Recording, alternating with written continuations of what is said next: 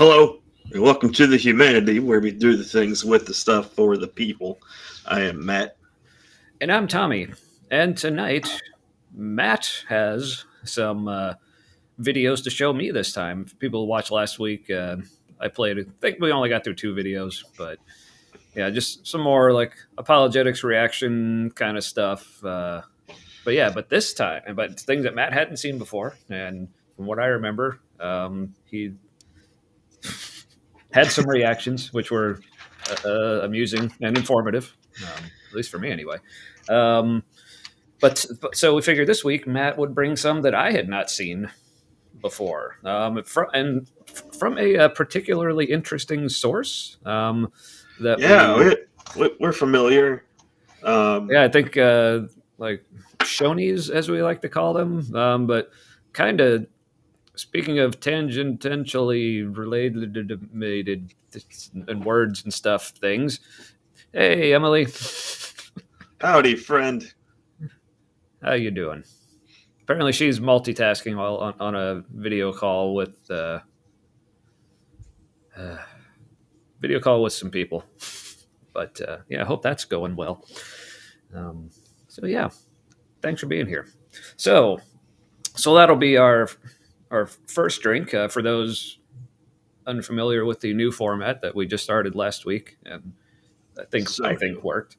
Yeah, in an effort to keep the episodes at least somewhat more watchable, I guess. Now they'll More still probably wrangled. be long, yeah, but we're trying to make the first hour and a half like much more like focused, like on the topic or whatever, and hopefully trying to save most of the just kind of random, rambly, bambly chit chatting and such, and hopefully a lot of audience interaction as well for like the second segment of the show. So, or as we're calling them, first drink and second drink. So I figured that's a nice little tie-in with the fact that we're drinking, and a nice little callback to the whole three beer gospel thing. Even though I guess we're now down to two beers now because old. I don't know.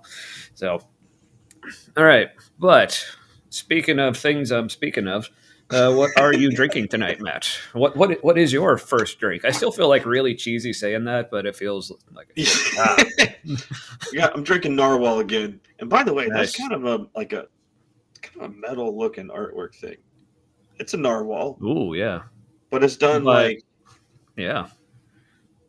there's like a ship, and it looks like it's like a pirate biker bar kind of Ooh. feel. I don't know if I would want to be a pirate biker, but I think I would enjoy their bars. Well, I think So there were pirate bikers yeah. in Mad Max, right? I don't know. You're That was asking me mostly about a just movie. petrol pirates, I think. Ah, yeah. But yeah, but you kind of like it would enjoy. Wouldn't want to be one, but enjoy the vibe. That's basically like how, like in high school and college, like I wasn't a skater, but I enjoyed their clothes. So a lot of people thought I was, but like no, I can't. So anyway, tonight I'm drinking. I got a new like variety pack, the Sierra Nevada Little Things pack, like based on their hazy little thing IPA. They have like four different versions. They have that plus a couple other ones. The first one I'm having tonight is their Dank Little Thing Yeah, that is good. IPA. Yeah, I had one. I had one of these earlier, and it's. We'll see if this one's any different.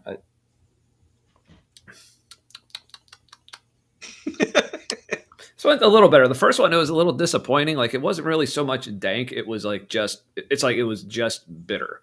Like it was like hops. It didn't Okay. have as much of the like aroma or kind of like lighter notes. It was like just bitter, which I mean, it wasn't bad. It just wasn't quite what I was expecting. But second time around, A little pretty earthy good. Pretty good.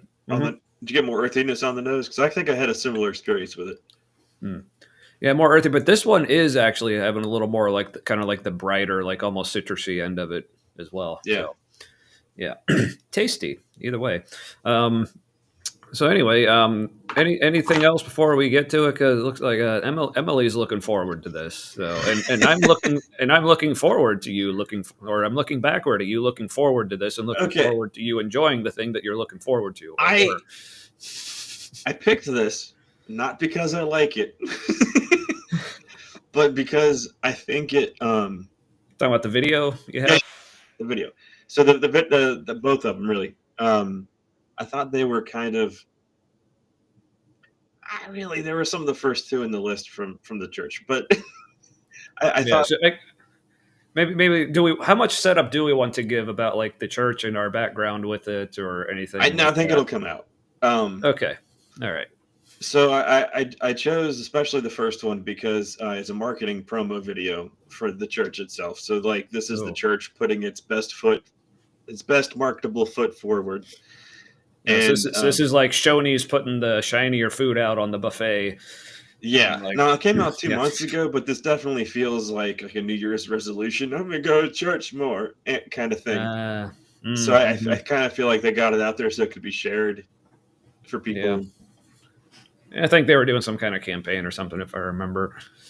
So, Yeah, ooh, if it had to do with, oh no, there's they're just like probably going to so have much another of one. one thing that Yeah. there's a lot to hate, but not a lot to talk about. Yeah, that's true. Yeah. So anyway, so another like, I guess by way of disclaimer, or maybe kind of like how I feel like I should approach these videos because I'm a little torn on it because also like full disclosure, like my kids do still attend this church and they really enjoy it. Now I know like the stuff they have for the youth is maybe not exactly quite what you would see from like main stage, main service type of stuff. Yeah, Um, so and but also like my kids, as I've explained before, like I'm not as concerned about them picking up on too much of like the things that we would consider like more harmful and mhm. whatever. Because I know like that, like yeah, like I said, they yeah, they're smart kids. So, So something but to so I guess so. yeah. Go All I ahead. say I'm for sorry. that reason, I'll honestly maybe not be as harsh as I would maybe want to be or feel inclined to be, but maybe that's a good thing because that's probably not a good thing for me to do anyway. So No, yeah, yeah. there's stuff to be bothered by. Hmm. It could be triggering for anybody who has like uh church trauma from like a particular similar kinds of organizations. Um, Hmm. there there are good things. There are bad things. Also, what's said. Just so when you watch it, pay attention to what is said, what that indicates about the opposite viewpoint, Mm. and uh, what haven't they talked about? Like what don't they mention? Ah, Um, okay. Hmm. so um, okay, we should talk real fast. We already talked about that. Okay, so this is going to be. It comes at you real fast. There's a lot going on. Do you want to watch it all the way through and moan and groan a little bit, and then pick it apart? It's only like Um, 3 minutes. yeah, I'm kind of inclined like to do that just because we haven't done that before on a video. So I'm Okay. almost like, let's experiment and like you lovely people watching at home or wherever you are. Also, like speaking of the people watching, like still not super high viewer number, but this is probably the most we've had like right at the start of a show. Which so I don't know if people saw the post I put out earlier about what we were going to be talking about tonight, and Tell your I friends. know, Tell your friends to yeah, hate us. Yeah, that's fine. yeah, yeah. If anyone, yeah, it's whatever. So yeah. All right. So yeah, let's just watch the whole thing through. Like I'll probably be giving like facial reactions and noises throughout because remember, like I have not seen these yet, so these would be my very like raw reaction to them. Also, tell me if this. I'm pretty sure it's a dude. I can't remember exactly. It's been a minute. What are you talking about? But I Who had a texted joke in you my head beforehand? So, where, all right. like, listen to the guy saying this and tell me it doesn't sound a little to a lot like a gay guy impersonating a straight guy.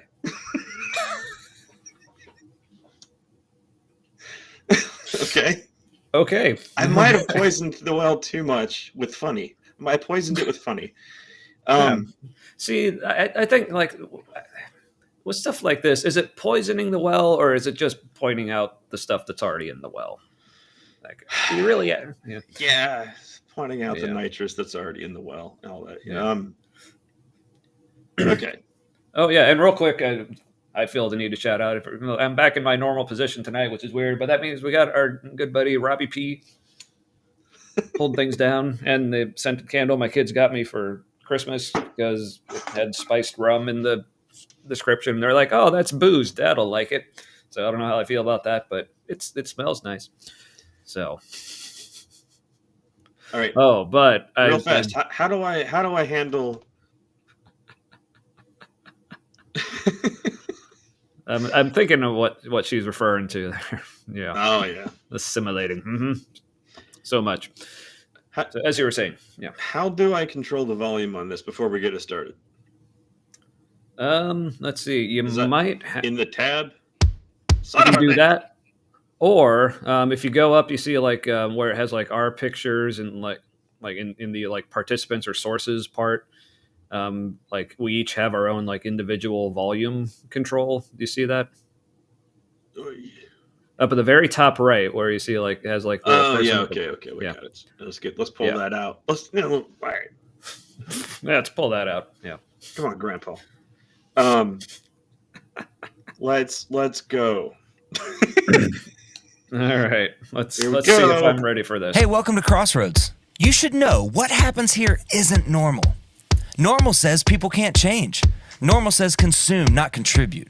It says stick to the script, don't rock the boat, play it safe. We haven't played it safe since day one. This is what happens when ordinary people get under the influence of an extraordinary God. Back in 1996, nobody was starting new churches in the Hyde Park neighborhood of Cincinnati. That wouldn't be normal.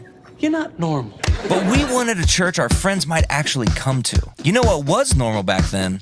Wearing your cell phone on your belt.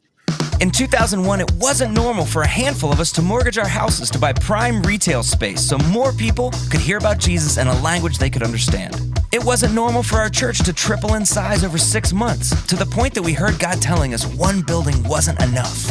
It wasn't normal to be a single church in multiple locations, and now it's not normal to be a church in multiple states. People in our community following Jesus from all over the world, Japan, the Philippines, Canada, Ohio State, and UK fans, and it gets even less normal from here. It's not normal for Americans to become friends with South Africans, to send literal tons of food to them, to receive thousands of prayers from them, for a church to go up against the culture of rape for profit in India and Nepal, to make any headway at all against it. It's not normal for girls who were slaves to be rescued and made whole and meet a God who loves them, for thousands of children in Nicaragua and Guatemala to get a hand up in education, food, and love. It's not normal for a motorcycle trip to spawn a men's movement, for hundreds of marriages to be saved on a camping trip, for thousands of baptisms to happen in a scuzzy pond, for thousands of women to get healed under a tent. How does this even happen? For 28 years, a bunch of normal people have actually listened when God whispers to them, "I've got something better than normal in mind." We're not superheroes. We're not extraordinary. We got plenty of flaws. We've made aggressive mistakes. I was too short to play trombone. My feet are too big. I can't whistle. I have a secret obsession with Downton Abbey. Bread makes me poop my pants. It took me 7 years to get through college. I saw the Justin Bieber movie in theaters by myself. I've never been on time. I've been struck by lightning. Okay, maybe we're not all that normal, but we believe in a God who loves us enough to pick us up, dust us off, and set us on a better path. Normal is over here binging Netflix in the dark. Meanwhile, people meet God on Super Bowl weekend. A lifelong Pittsburgher becomes a Bengals fan. Tens of thousands of people get baptized. A generation of kids and students are filled with the Spirit. A rundown factory becomes a hub for fighting poverty. Physical healing happens. Families stay together. The lonely find real friends. Addictions get beat. Lives get saved. And you, maybe you've made a mistake or two. Maybe you're tired of normal. I hate this part. And maybe that's exactly why you're here. Let's go not be normal together and see where God takes us. All right. Let me unshare this bitch. Oh, here's how this works. Y'all should watch that sometime. So Emily can corroborate on Lena's, the one who said she's always late or never on time or whatever. So at least they're being honest on that front. So that's your dad works for the central hub.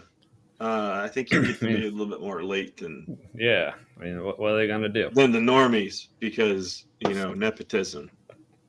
Yeah, he's like, yeah, nepotism isn't normal. Not at a Oh man, church. but Not usually. man, so many things in that.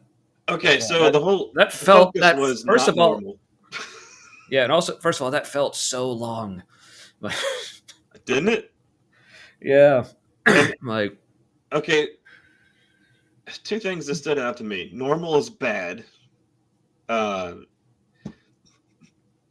um, and they said they've made aggressive mistakes. Also, I count that this time. And then yeah. moved on to I poop my pants when I eat bread. Like that was a hard left. I mean, that was funny, and I do like that guy. But like, Yeah, uh, I've met him. He's good. Yeah. yeah, he seems like generally good people. He's a Mhm. Norwooder. Yeah, Uh, which I should also say, like, for the most part, like we both known a lot of people at this church, and I at least from my experience, yeah, for the most part, good people. So don't take any of our criticism about this as like, well, if you go to this yeah, church and we think this applies to you too, and we think, yeah, it's I would not. say generally, yeah, generally good people. Sometimes good people despite themselves. Yeah. Uh, Or despite what they think they have to do because of being involved in this right, particular place, yeah. yeah. Hmm. In general, the individuals who are part of that church are decent people. Um, the organization is kind of a Moloch. Oh, Moloch, yeah. Moloch. Hmm. Um, Yeah. by the way, that's also a game theory concept. Uh, essentially, you can Mhm. create a monster that then starts running like software on the organization or the group as a whole. Um, and it's ultimately self-defeating. But money and power in the meantime. Hmm. Yeah. All right. So, okay. So here's something that Chris noticed because this was something that like I said, I hadn't watched this, but there was like one line you said to me earlier, and you pointed out as being real weird. So I guess I'm glad like Chris noticed this Right. Okay. too. I know what it is. Yeah. Also, it's not normal Right. for Americans to be friends with South Africans. Right. Isn't that a little white knight going on? Like, I, it's like, Yeah. okay. Kind of. Hmm. Yeah. Um, it's like there's also a lot of history there where like we supported the apartheid in South Africa when Nelson Mandela was trying to like do his thing to move on, to put it Hmm. mildly, and Yeah. we were like, Yeah. no, South Africa white people are good. The black people should just work for them. And it's like, there's a reason Right. why Americans aren't usually friends with black South Africans. um, that's also a side comment. It was just Yeah. weird. It was like white guy is hugging a black kid. Like Like that's weird, right? Yeah, this but is weird. This should hurt your senses when you see this. Isn't this weird and not normal? yeah, that was Isn't that that kind of was like an interesting way leveraging to put. racism in a way to like toot your own Yeah. fucking horn? I don't know. For some reason, my brain took the phrase "fucking toot your own horn" Or to toot your own fucking horn? no, it's fucking your own toots, and it's like, Well, I I think that don't is know in the what same that means. category as huffing your own farts, which is what is happening a lot in this. That's true. Now, for nice balanced response here from Emily. Yeah, so starting with a good, like I always loved how they pushed the boundaries and that drinking beer isn't going to send you to hell. Yeah, true. Like things like that where they try to break some of the like more, I guess, traditionalist, like prudish type of like churchy norms. Like they do try to break those, which I appreciate. But then, we'll get into this probably more as we discuss the video more. But as far as like why they're doing that, I'm a little less high on. But Yeah. all the buts, like she said, No. this is Yeah, and isn't so to mortgage your home for a church, like a fucking men, and just the sense of that's what you should do is disgusting. Fully agreed. yeah. So, Um. So I was watching a game theory video about just kind of how civilization is going to end. It's just a matter of time. Um. The game theory guy laid it all out, and I was like, oh, that is that's foolproof. Like that's definitely going to happen. yay.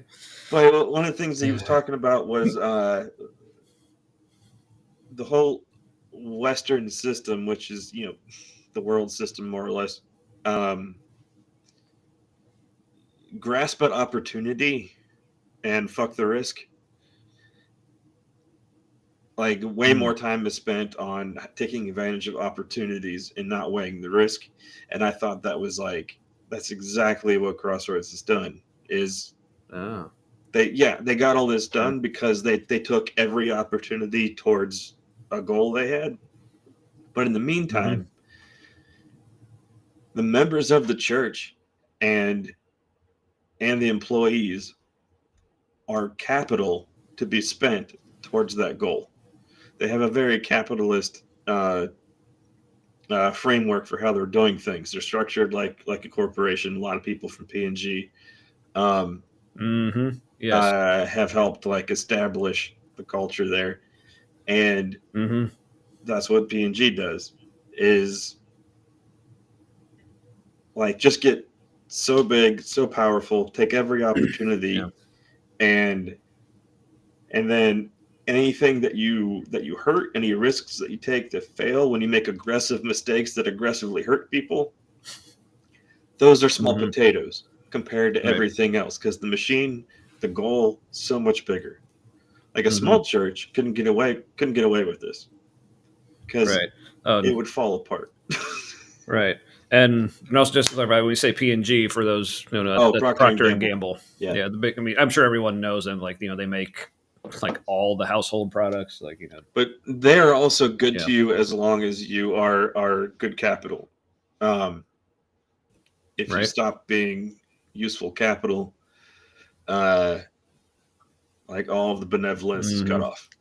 Yeah. Now, I didn't know this. I mean, but hey, this is I'm not saying this. This is Emily sharing some interesting information here. Yeah. Every staff member I know is on public assistance so they can save the world but not pay their people. Now, I'm sure there are some staff members who aren't. Oh, that's true. Management. Always money for management.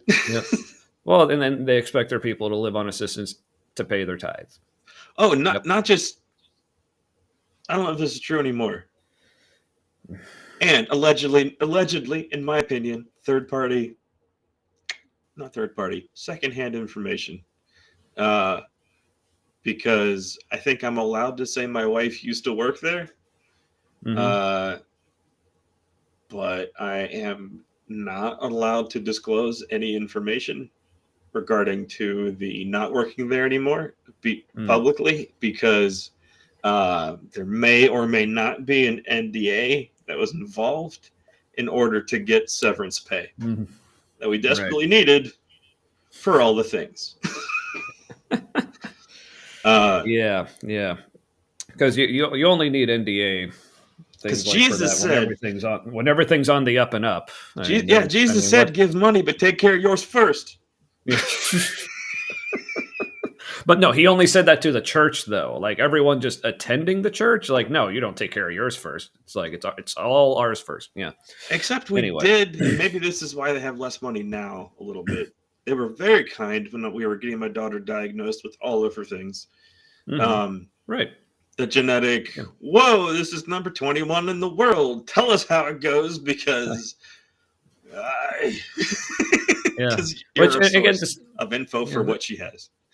Right. And to reiterate, again, this is to say, not everything we have to say about this place is bad. There are some good. Yeah. They had a health insurance thing where good health insurance policy for the employees, and they had another fund set aside where like whatever your premiums were, this set aside fund would cover your premiums, not your premiums, your deductible.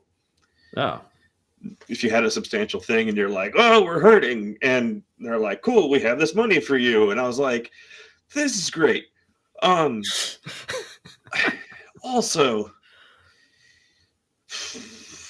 like you're asking people to pay a lot of money, and do they know we all have this fan-fucking-tastic like healthcare plan? And also, like there wasn't anything done except in South Africa for like healthcare stuff in this like one town, which they then had to abandon because they got in league kind of with a guy who was like, yeah, you built all that, that's cool, mine now, and like he just took it over, and yeah, it was a mess. yeah. So anyway, but speaking of the video, like, so we watched the whole thing. Were we gonna go back through and just kind of watch it in pieces? Yeah, let's do it more. Yeah, because I have some thoughts, but I can't remember all the stuff. Because yeah, like you said, that was a lot.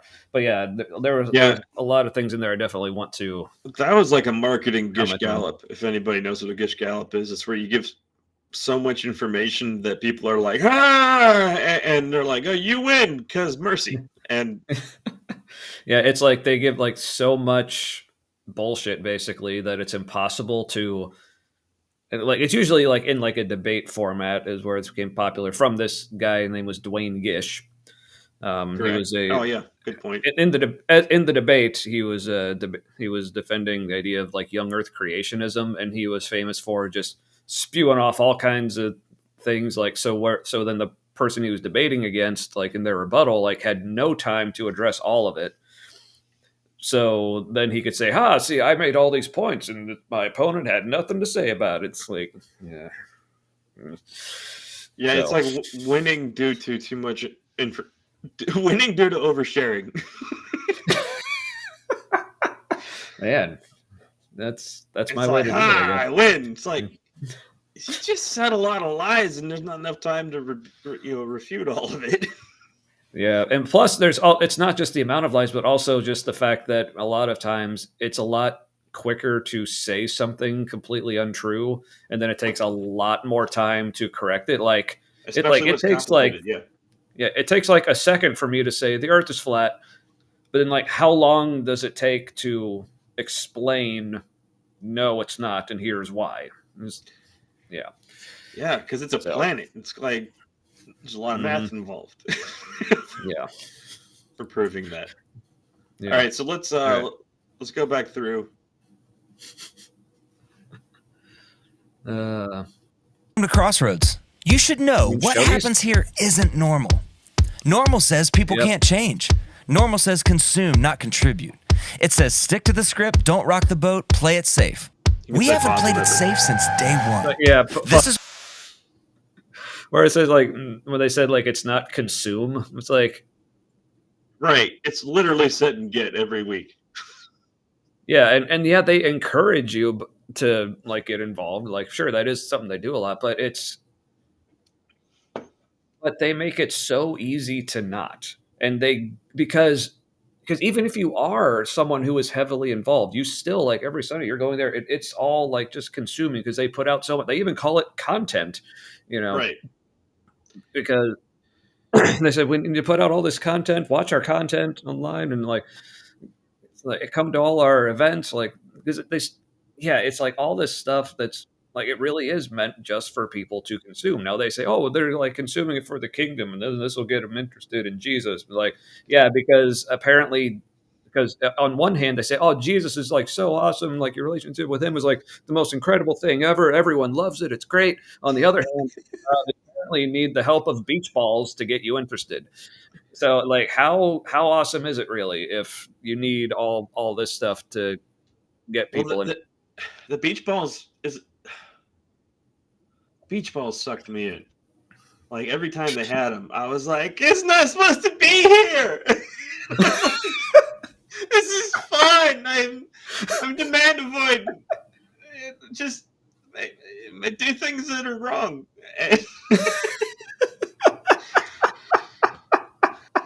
But Oh, It's also happy distraction. And that's what right. like the beach ball services were, is a happy distraction. Yeah. Well, speaking of happy, maybe a distraction. Tiffany's back. Rocket.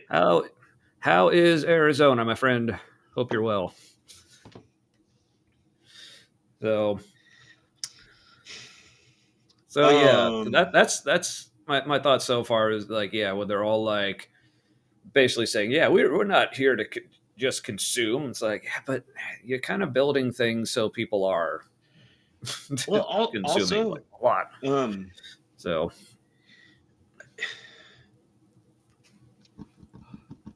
this is like this is kind of like the first point where it starts to be like, oh, this isn't for introverts. oh, that Maybe too. this isn't for introverts. Yeah. Mm-hmm. And then it gets into it more later where you're like, oh, being an introvert is probably bad. Yeah. Because Unlike I'm kind of getting excited and pumped up about this, but I'm getting pumped up about like wanting to be not me. And yeah, but at least apparently Arizona is wonderful. So good to hear, Kif. that is good. I can't see the text right or the chat right now because Mac is dumb. Mac is dumb right now to me. Mm. I'm on a MacBook and it's doing this thing where it's like, you wanted to see that one window apart from all the other ones, correct? And now I can't fix it. So Yeah, but hey, we're soldiering through. So yeah, soldiering right. through. Let's hear how like Jesus needs beach balls. This is what happens when ordinary people get under the influence of an extraordinary God. Okay. Under the influence, right? Right? Uh-huh. If you're under the influence, what's happening? You are not in control. Well, but that's good though, right? Because What? God is good and He's in control. So if He controls your life and like makes you do crazy shit that maybe hurts people, maybe it doesn't. But hey, that's because it's God's As in long control. as it was an aggressive mistake. Yeah, but if anything gets all fucked up, then that was Satan's fault. So Right. Because you were just following God. What could go wrong? oh, and then there's like, oh, but they obviously don't say it here. But then, of course, once you get more involved, it's like, oh yeah, we forgot to mention the harder you follow after God, the more Satan is gonna like be targeting you and attacking you and causing you to mess up. So look out for that too. So it's almost like, so if things are going great, see, look at God, and if they're not, hey, that's the enemy, Satan and demons and stuff. So yeah, it's unfalsifiable, like so many things. Yeah. Also, the under the influence thing. Right after this, the marketing intensifies, and Marketing intensifies. yeah, and you get kind of hijacks your amygdala or whatever that is in your brain. You're like your like lizard happy brain.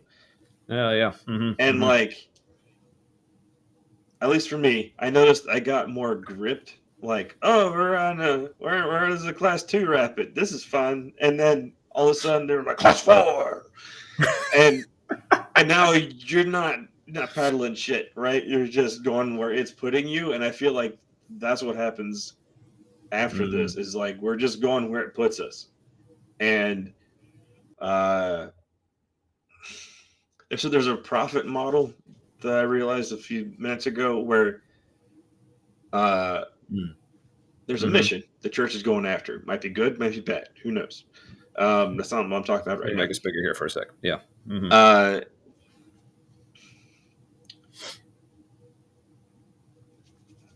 Like that. Okay, so they have to get more out of you than they put into you in order to move the mission forward. Otherwise, they don't have anything to spend towards that goal, whether it's like money or just energy, time, whatever. Like they have to get more out of you than they put into you as a congregation or a church member. And so, like, you kind of have to get under the influence. There's a lot of emotional priming and maybe not intentional emotional manipulation, or it's manipulation for the kingdom, so it's good. Motivation, they would probably call it. Yeah. Convict people. guilty people get convicted. That's not real. That's not really an encouraging thing. That's so gross to me now, and I hate saying it. I'm sorry, everyone.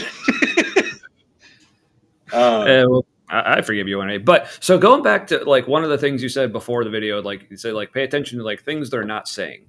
Something that really jumped out, like in what he just said, like they're basically saying like this is what church and life looks like when you're under God's influence.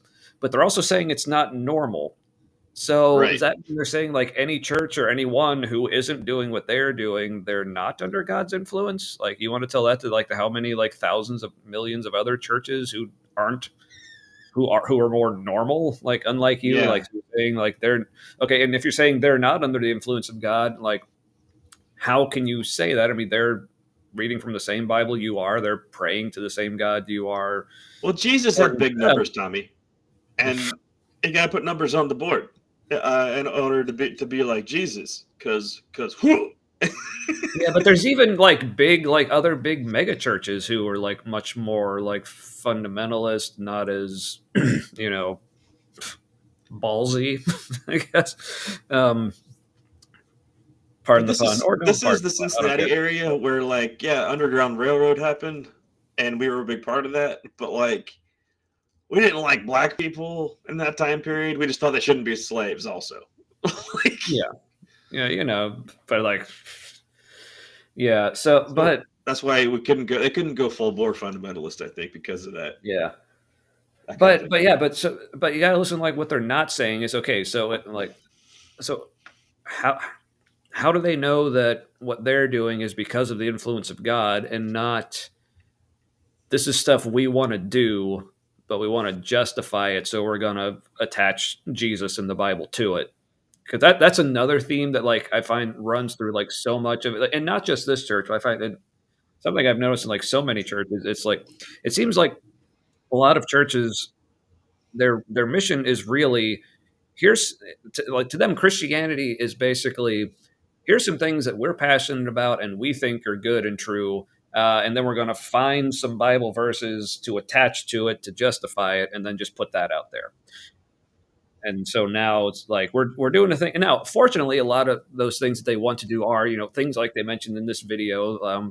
Something particular I was like involved with and like very passionate about was like the work in India and like the whole like sex trafficking and like, people from that. Like stuff like that. Like that's great, but when it comes to like the other stuff, like the more just consumery, like kind of like party atmosphere, like just basically being cool church kind of stuff, and like and not your grandma's church. Yeah. This applies to many other churches, like ones I've been to, not just this one. But when it comes down to like what your messages are over the weekend, like what point you're trying to make, it from this church particularly, from what I remember, it's more like here's a point we want to make. Here's something that we want to tell you that following God is, and here's a couple Bible verses that support that. We'll ignore all the ones that say like the opposite of yeah. But don't worry, we'll tell you in a language you can understand, you dumb shit. Right, because Isn't the Bible's so patronizing simple. Or a little bit, yeah. I thought it was awesome at the time. Like, mm-hmm. I really get this. They get me, and I didn't realize like, it's also complicated. You should just here's one verse that breaks it all down, and then we'll turn it into these like three verses. It's always got to be 3 bullet points with the big BT, and he got like teased a lot from staff about that, by the way, because it was always 3 or it was always 5. Sometimes it was 4. 5 marks. Yeah. Anyway, so but yeah, I want to get back to the video, but totally forgot what I was going to say. I don't know. It's probably cool. Well, of course it was. Yeah, what we were talking about, like the whole like just being cool church, not your grandma's church, but it's all about just like whatever message they want to put out. Here's our mission. Here's where we're going. I completely lost it. We'll see if I remember later. Let's just get back to the video here. So, all right. Yeah.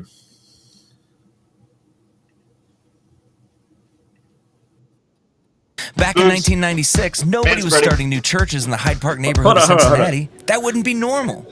You're not. Okay, I love how specific they were with that. No one was starting new churches in the Hyde Park neighborhood of Cincinnati. Like, I know. You realize that only is like something for like very local people, and you're a global church supposedly. mm-hmm. That was like weirdly specific. Now this, yeah, and, this is on and also YouTube, so this is for the world. Yeah, and also for the people who aren't familiar with the Cincinnati area, Hyde Park is like one of the nicest areas like in town. It's like for whatever that's worth, but lots of older fancy churches in Hyde Park. A lot of people who do go to church in Hyde Park. So from a business model perspective, there were a lot of established churches, and the people who wanted to go to church were in a church, and so like. It was a dumb idea to put another church there that was in a school. It's a fluke that it worked. Yeah, I don't know, but also like, and this is something that always struck me as weird. Like even back in my days as a Christian, like the whole idea of, well, we feel called to start a church here in this city that already has hundreds of churches. Like, and again, like, because I know some of the people you're bringing who the have extra done this. special gospel. You're the best one. Yeah, I mean, and again, I'm trying to find a better way to put this, because again, I'm not trying to disparage people, because like I said, I am not with this church, but like another church I know, like that we also went to for a little bit, like knowing some of the people who started that one, knowing like, oh, they're good people, like, their hearts were in the right place. I definitely thought, this is what God was leading them to do or whatever, but I'm, for lack of a better word, but I don't really know if there is one, but there's almost a little bit of arrogance in that. I mean, like, oh, there is, yeah.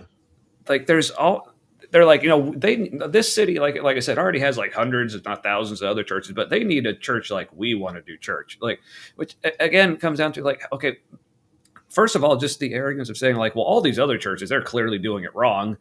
Like, and so first of all, like, why have, like, does God not care that all these people are doing church so wrong? Like, his solution isn't to talk to them and tell them how to do it better. His solution is for you to start your own thing. Now, this is a new phrase to me, but I like it. Sheep stealers. That's a good one. But here's the question for you, Kiff, and this is like an inside thing. Are they electric sheep? That's the question. That was the name of a Rackets and wrestlers. That was the name of a Rackets and Drapes song for anyone who didn't know. So I thought it felt like I had to. Yeah. I'm terrible anyway. with song names. Yeah. I that's one of my, like, since music is like one of my like hyper focused, like special interest type things, like I'm always, yeah. Dude, Robot's Dream of Electric Sheep is a fantastic sci-fi short story. Yeah, they're not electric sheep, I guess, is what you're saying. All right, gotcha. No, they're acoustic hymnal sheep. But yeah, but you know what I'm saying? It's like this, because that's another thing that like boggles my mind. I don't know if that's the right way to put it, but that's the words that came out. It boggles in me. so many ways. Like when Christians, yeah, boggles me. It boggles my things.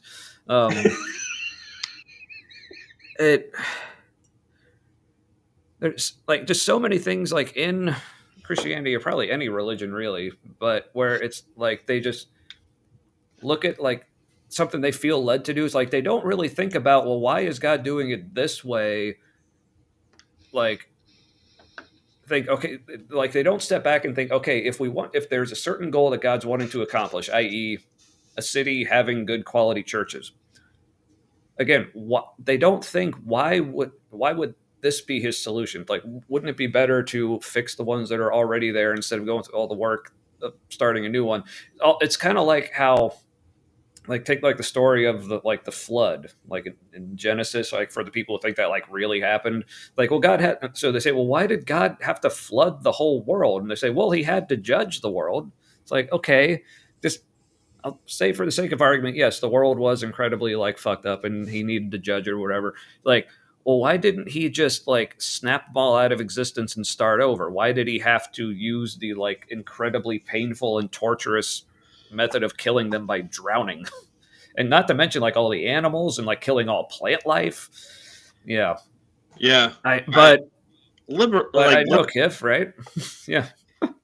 But see, they're just them and God. They're like this, you know. Yeah, I was thinking when I was not thinking when I was like I don't know 200 of the influence.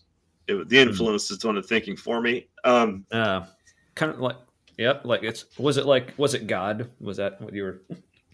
I don't know. Yeah. What did Kif just say? I got all distracted. Yeah, funny how God's will is exactly what they want to do. I think so. I think people's pictures of God is just for this hypothetical. God exists, okay, in some form. Probably not Bible form with this scenario, but something we're calling God exists, and everybody's personal picture of God is kind of like them overlaid on top of God. And you, when people get like real verbal about who God is, we saw this in the MASH group. Again, lots of good guys. The prayer team we were part of. Yeah. Mm-hmm. Yeah. Thank you for that. Needed a footnote. It was weird when you found out like who somebody really was based on like their picture of God, like when someone who is like leading things in a very originating kind of way is is like, sorry, yeah, I'm all about God's justice, and we're doing the praying to bring the literal New Jerusalem that's cube shaped down to earth made of gold. Sure, why not? Glad we found that out 3 years after it started. Yeah. So this is what we've been doing. Yeah. It's like, I'm not on board with the golden cube and shit. Sounded like you said the golden Cuban. Like golden Cuban. Just a big old cigar. No, I would be down with that. Yeah. But this so and so is like like it's really hard for me to love people, and I'm like, oh, it's good you started a thing does that. So this is something the guy said. Yeah, the guy with the very originating influence. Yes. I was like, oh, I should have seen. Why didn't I see that? That's obvious. Yes, you have a hard time loving people. Like, yeah, almost said too much. Yeah. But no, that means I'm like, oh, then your God does not love people. Yeah. And this also goes back to the whole, like I was talking about, like seems a lot of messages and like not just this church, but like so many churches I've been to where it's like, is this really like a message like from the Bible or like from God, or is it just like, hey, this is something I want to talk about and I found some verses. It's like, oh, see, this is something else I was going to mention. Something I found out, they've actually done studies like on people's brains, and I guess there's ways like the ways that your brain reacts when you're thinking like your own thoughts or when you're thinking of like someone else's thoughts or what someone else would do. Oh, and they found when people are thinking about what they think are like God's thoughts and what God wants, their brain is acting as if they're thinking of their own thoughts. It's like, it's like definitely that's definitely really interesting. Yeah. That's definitely interesting. Like I said, it was like a study. I'm not saying this definitively proves anything because it's science. It's not about proving things, but I'm just saying it's interesting. So. Also, I think if there is a God, we are the most direct connection to that whatever. Mm-hmm. Yeah. I don't like saying God. Yeah. Yeah. Which, I don't. Yeah, which that's one of the things that really makes me lean towards there isn't one, because if we are supposed to be like the highest connection, just seeing how no one can even agree on what the thing is like. It's like, well, if we're supposed to be this connected to it, but no one can really say anything definitive about it, or can even agree on what it's like, then I'm kind of leaning towards, I think it's just all in our heads. But yeah. Yes. And I'm also leaning towards if there is a God, we need to know everybody's take on it, like all the different takes possible, because if there is an ultimate consciousness, let's call it that, then it is a combination of all of the takes of that. Yeah. Because then it would be like that because it includes that, but it's not only that. Yeah. But then which again, then like makes also, the Bible God kind of impossible. But yeah. Oh that's yeah. where I That's am. yeah. Like I said, it's as a lot of atheists, tend to say, well, you can't say definitively there is no God. Like sometimes I feel like we can at least get close enough to definitively, but I think I can feel like I can safely say definitively the God of the Bible, particularly like any form of Christianity, because that's the other fun thing about it. There is no a God of the Bible. Even the Bible is different, but that's pretty sure whatever that one is. There's almost doesn't exist, not like a Christianity either. Oh, certainly not. But I feel like we've been keeping Jerry waiting, so we should probably get back to the video instead of going off also, on that tangent. In a completely unrelated connection, What? It's kind of like how like Israel doesn't really have borders, like how it's like literally a colony that's just supposed to get bigger. That's why there's a blue line the UN created, but like it's one of maybe, and it might be the only country that doesn't have established borders. Like this is this longitude, latitude to that thing with a certain feet from that thing.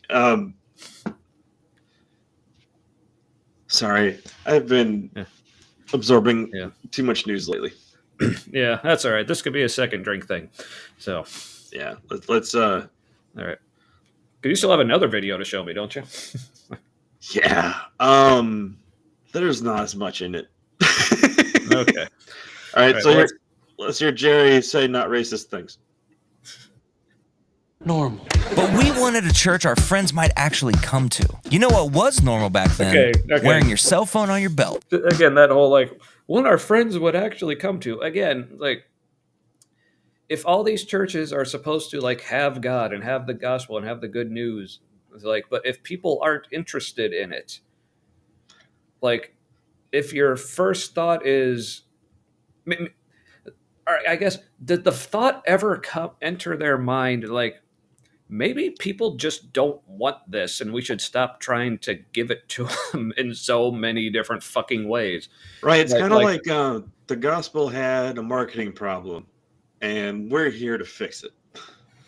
Yeah. It's, again, that whole we're going to do it right kind of thing. It's again, you would think if Jesus and the gospel was all that it was advertised as, literally, then your friends should want to go to any church that's talking about it. And if it's really that great. But yeah. Anyway, and Jesus nearly had to beat people off with loaves and fishes. So it's kind of like if it's not selling itself, maybe you're selling the wrong shit. Sorry, my mind was stuck on Jesus had to beat people off. So I didn't catch that when I said it.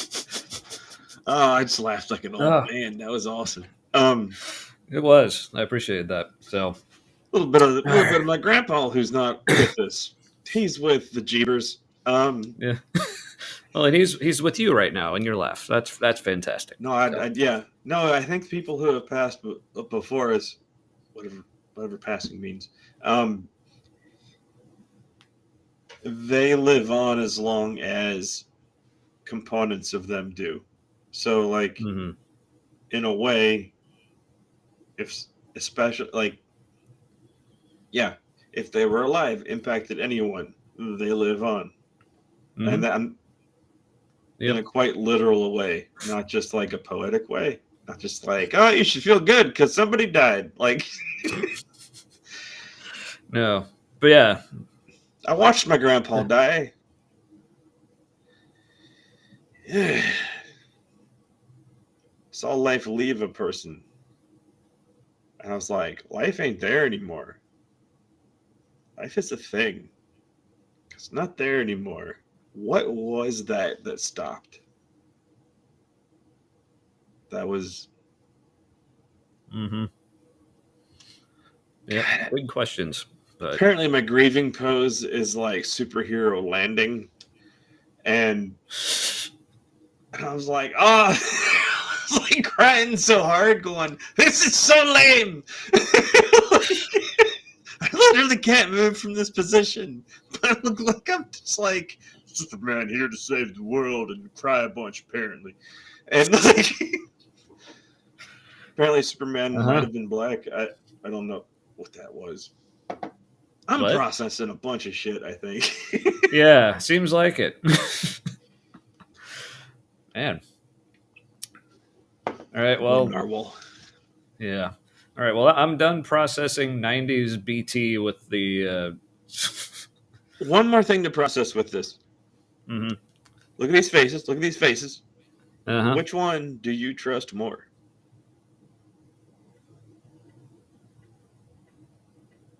I don't know. Like this one might not hurt people. Like Yeah, I have a feeling my brain's not seeing what yours is seeing, so I don't know how to answer. So. All right.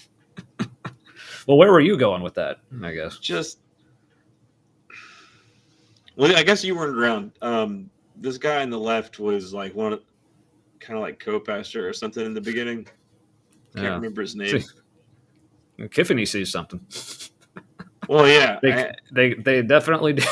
Yeah, that's the pose, and it's also, I don't know, colonialism, grossness. Get in line. The cops are here. Yeah. Mm. So the guy on the left, I think, is still on the board, but yeah, I think I know who that guy is. Yeah, I forget his name. He spoke once or twice. I was there when he talked, and I was like, man, this is a Jesus person. Like, this is a lot like white Western Jesus. This is kind of like what feels right.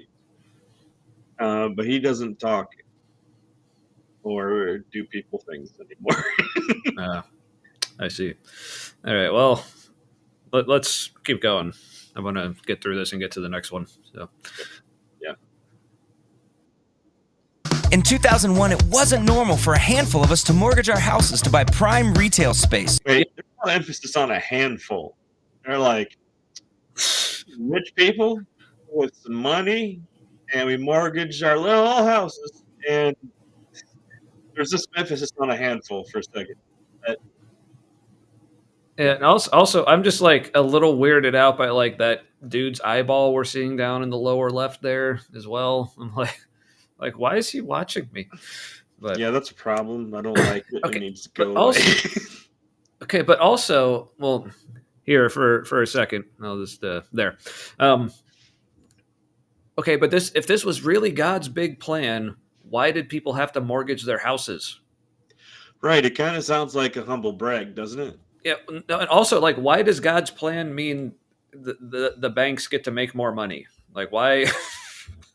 Why couldn't God give them the money instead of the bank giving them the money? Like, why? Money is real complicated, and we need people with more money and more ideas to manage it for us, for most of it. So just take most of it. Right. Yeah. So yeah, again, it's all these things like they're only looking at, well, it worked, it must be God, but you're not thinking of, okay, but is this the best God could have done? Like, is this really how he wanted to do it? Or because like so often, and this is something I said as a Christian, but I actually meant it. Like, I thought this was a really cool, awesome thing. Like how so often God doing stuff just looks like people doing stuff. And I was like, oh, isn't that great that like we're like the people of God doing his stuff? But then now, like later looking back, it's like, no, that was just us doing stuff. That was literally just us. So following yeah. something that seemed very real, but was a projection of us. Yeah. Well, it was something that had to be real. You know, at least there's know, that. my, like there's some sunk cost going on. Oh yeah, a lot of sunk cost with these. Pretty sunk cost. Pretty sunk cost.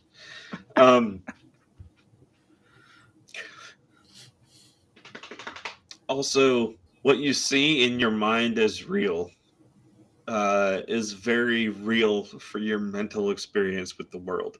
So when something happens, like you interpret it according to your filter, and based on what you believe to be true, that's how that is your filter for what happens. And so then what happens, it's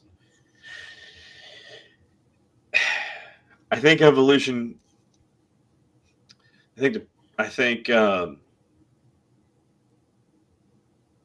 process that drives evolution kind of got sidetracked a bit, because what looked like a positive feedback loop, where you're like, I believe this is true, and believing this like framed it this way, and that framing helps me survive, and so like it's good and true, but like long term, I think it's a negative feedback loop. Like it holds you back, tears you down. Nerd thing, picture of a Tesla valve with fluids popped in my head, where the flow of the water is also like the flow of the water going through the valve is what's like restricts its flow. It's kind of brilliant, but okay, it's like something. Sorry, it's like something that kind of is positive, but then long term it ends up either being counterproductive for the reason why it worked in the first place, or a brand new thing that breaks stuff. Yeah, sorry, I just looked like someone just like disappeared into a closet behind you there. It's not a closet. That's the rest of the basement. Yeah. That was Erin. Sorry, my wife. Yeah. Hi, Erin. She probably has some thoughts about Shoney's too, but we won't get into all that. She may or may not be afraid to say things publicly. Yeah, which I get. Yeah. So anyway, so let's get back to just letting them say things publicly. What say? Oh, Tay. And get that creepy guy out of the corner. So more people could hear about Jesus in a language they could understand. Okay. It wasn't normal for our church to again, like, what does that even mean? Jesus in a language they can understand. Okay, do people not? They couldn't understand before, you see. Like, so, but they're basically admitting, oh, well, you can't just read the Bible. Like, well, they can't understand that. It needs to be elongated in about a 60-minute format once a week. And oh yeah, so I don't know if this is the thing I forgot earlier, but something I did want to mention from earlier when we were talking about, just making the Bible simple to understand. Like, okay, first of all, like, for anyone who's like actually like critically studied the Bible, like, if you think it's easy to understand, then you don't understand it. Like, for the most part, like it is like heavy, dense, difficult material. Like, even if you can speak the native languages it was written in, which not many people can, especially Hebrew. But yeah, it's like, yeah. So the idea that,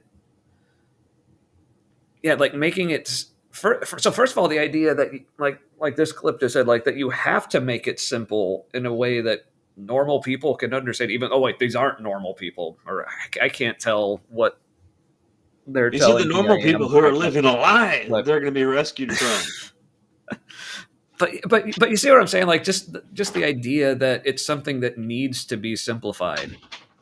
Like, again, like, what are you not saying that is actually saying about? Well, in all fairness, you are putting simplified in there, and that's not what they said. in a language they can understand, which means they couldn't understand before, which means they didn't have ears to hear, maybe, which means maybe Jesus would Right. tell you they aren't ready to hear, so shut up. Yeah. Right. Yeah. Anyway, so let's keep going with this. All right. Keeping with the going.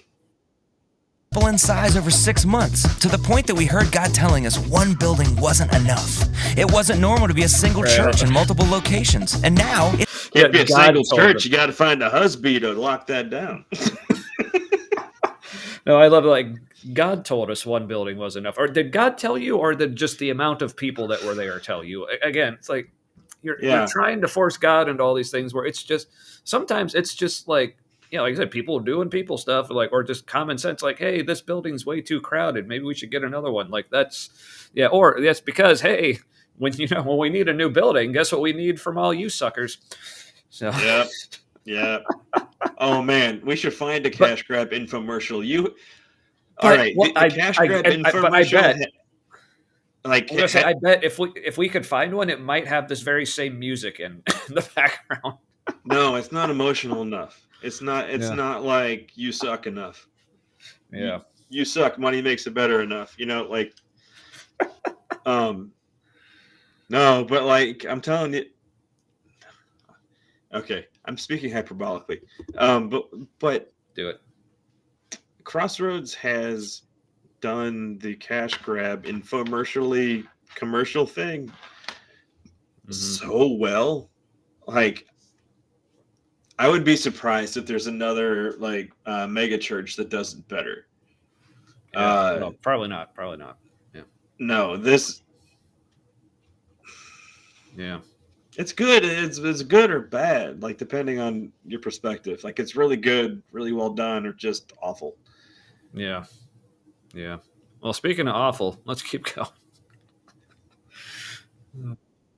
it's not normal to be a church in multiple states. People in our community following Jesus from all over the world. Japan, the Philippines, Canada, oh Ohio my God, State. even Kentucky, UK, Ohio State. But they're talking about those two like as if they're rivals. But I mean, I'm into college sports. Like I don't think Ohio State and Kentucky are like big rivals. They're like I think like Kentucky, like their big rivals Louisville. And Ohio State, their big rivals Michigan. So it's it's like, well, hey, you two people have college shirts on. Let's put you in a video and say you should hate each other, but you don't because we're cool. I think it's because they needed like a matching bookend for the Steelers fan becoming a Bengals fan. Humble brag in a minute. Oh yeah. Mm-hmm. And you knew that was coming. You're prophetic. I know. It's the Jeebers. All right. Yeah, this was dumb because they're not rivals. They both fans are really into their teams, but literally they don't give a shit about the other. Yeah. And UK fans, and it gets even less normal from here. It's not normal. Even less normal. For animal cruelty. Yeah. For Americans to become friends with South Africans. Okay. To send Why is that so weird? Yeah, I mean, I guess if you think about it just very literally, like, how many friends do you have from South Africa? Probably not very many. I actually know a couple, but that's... Maybe it's the intonation in his voice when he says it, like his up and down pattern. He's like, be friends with South Africans? Even South Africans? I don't... even the least of these? And by the way, that's not just South Africans. Like, that's just like post-apartheid black South Africans. It's not... I don't know. Yep. Yeah, but as Kip said, big church chains are franchises. It's almost like this church that we're talking about. Weird. Which I'm pretty sure you don't, but yeah, I mean, it's... Also did kind of a hostile takeover of another two churches. Oh, yeah. Also in Kentucky. Yeah. Yeah. Well, maybe that's why they let's put a Kentucky fan in here to kind of make them happy. It's kind of interesting. Yeah. Because the last I heard was, this is a couple of years ago, but the Kentucky churches were having a hard time. Mm-hmm. Because they're like, oh, you're Crossroads now, and this guy drinks on stage, and you do not like that. And you're going to like it because you're part of the brand now. Yeah, and he says penis on stage, and that was apparently like an actual like big scandal. Yeah, so. And it was like a decision. Whoa, even me? Yeah. Wait, your own what? Because we were just talking about penises. I mean, I'm good there, but sorry. We're Crossroads, and so can you. And so will you. Yeah. I know. Hostile takeover as a metaphor for what they did with those other two churches. It was leadership made a decision, and the congregation was not entirely on board, and it was one of those things. So, sort of a hostile takeover. Yeah. Anyway, but even but speaking of the whole like business and like franchising thing, like even just the fact that it's a commercial basically, it even has a theme. Like all like, we're not normal. It's like you can't just say, here's who we are, here's what we're about. Like you have to put it all in a theme. Like we're not normal, and you have to like describe everything. Well, we have to think of ways to make this not normal because that's the theme we picked for the commercial. I mean, ministry video, or whatever. I think it's like, how do you say you're better without saying you're better? Yeah. Like you're not normal, and normal is bad. Yeah. So we're better.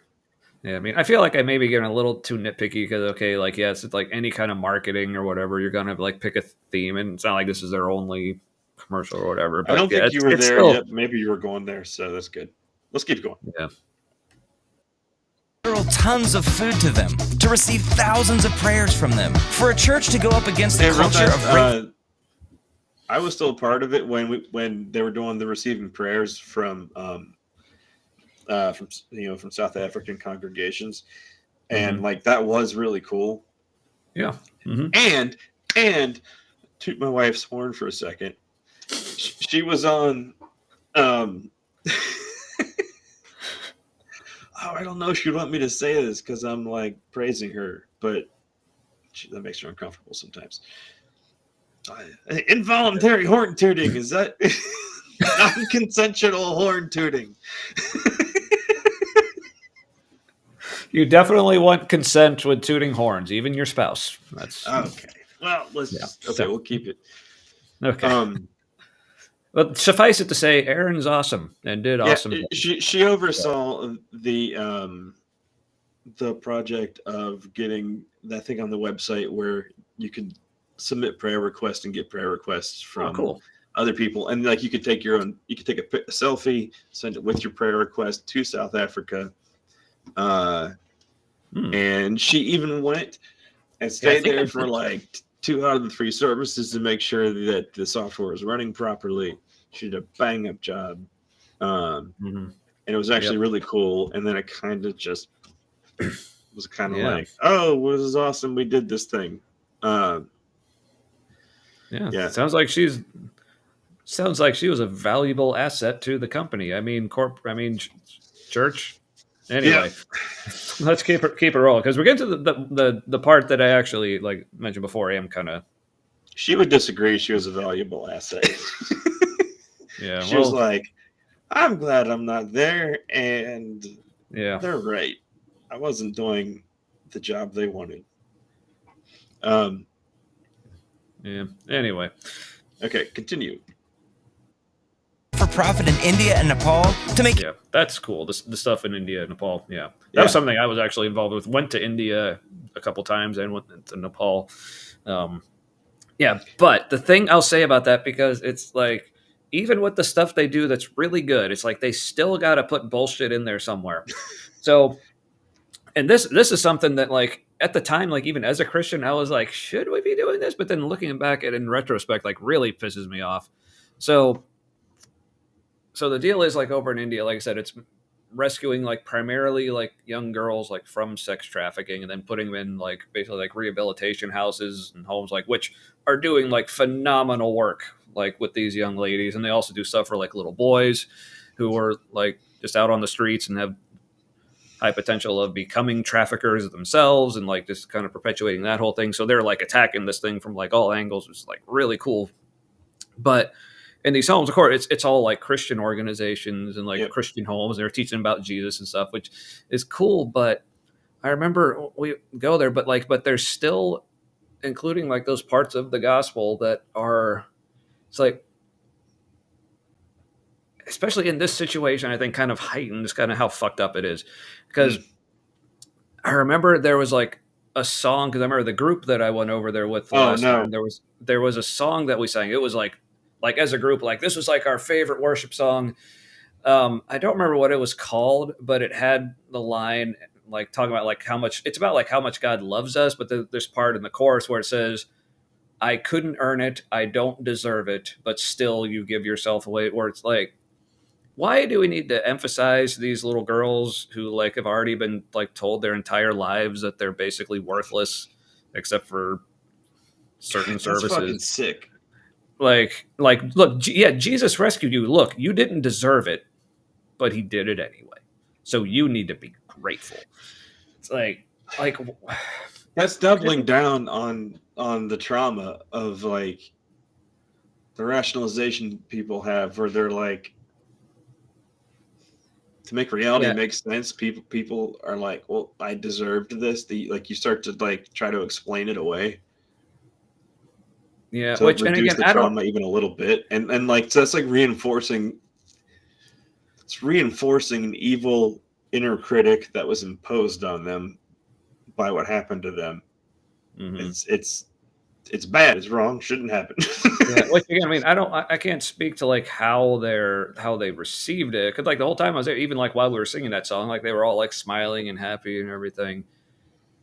But yeah, it's one of those things. Like still, like even like I said, even as a Christian, I like was eating that shit up. And like, yes, I don't deserve it, but God loves me anyway. That's how awesome this is. But so maybe like in the moment, you don't realize like what that's actually doing to your brain and like how you think of yourself. It's at the time, it still feels really good, but there's all that. Like, let's focus on what's happening instead of whether we deserve it or not. Because there's like, I think there's like a couple different parts to that. Like there's the joyful, like connected experience that's happening. Mm-hmm. And like, that's great and good and really happening. And then that part where like, oh, I don't deserve it. It's like, just kind of like bask in the awesome. Why do you need to put like, whether like I paid enough or I deserve this or I'm worth it or like. Yeah. I mean, plus there's also the angle of, I mean, obviously I know why they do this, because, it's a church, but like, to me, it's like, it's completely unnecessary to even add the like, well, we're doing this because of Jesus, or like, Jesus is the one who really rescued you. It's like, can't you just say like, we're people, we love you, and we don't want this happening to you, so we rescued you, kind of thing. Or because also, again, going back to like, what are you saying but not saying, like what's implied? Okay, so if you're saying Jesus is the one who rescued them, like, well, why isn't Jesus rescuing the literally millions of others who are still? And it's like, why just I think it would be even better to connect them to the love of the people that rescued them and are personally invested in their thriving. Which should be fair, they did do that a lot as well. Like that was like the people who were running like the homes and like the aftercare and everything. Like those were like amazing people who were like severely loving these people like in the best ways. But like it's also a captive audience to an ideology, and that's not cool. Not. Also, again, on a personal level, I'm having a hard time with them using footage of these girls like in slavery in their marketing video. I mean, they blur out their faces, but no, I know, it's just I don't like the optics. I don't like how it feels. All right, so let's get through it then. It's bothering the fuck out of me right now. Any headway at all against it. It's not normal for girls who were slaves to be rescued and made whole and meet a God who loves them. For thousands of children in Nicaragua and Guatemala to get a hand up in education, food, and love. It's not normal for a motorcycle trip to spawn a men's movement. For hundreds of marriages to be saved on a camping trip. I will say, and this is not a personal story, but I am also aware of, like they say, like they're talking about couples camp here. Like, oh, look at what this doing for marriage. I actually know someone who, like, at couples camp, like that's when they decided, yeah, this isn't working. We're done.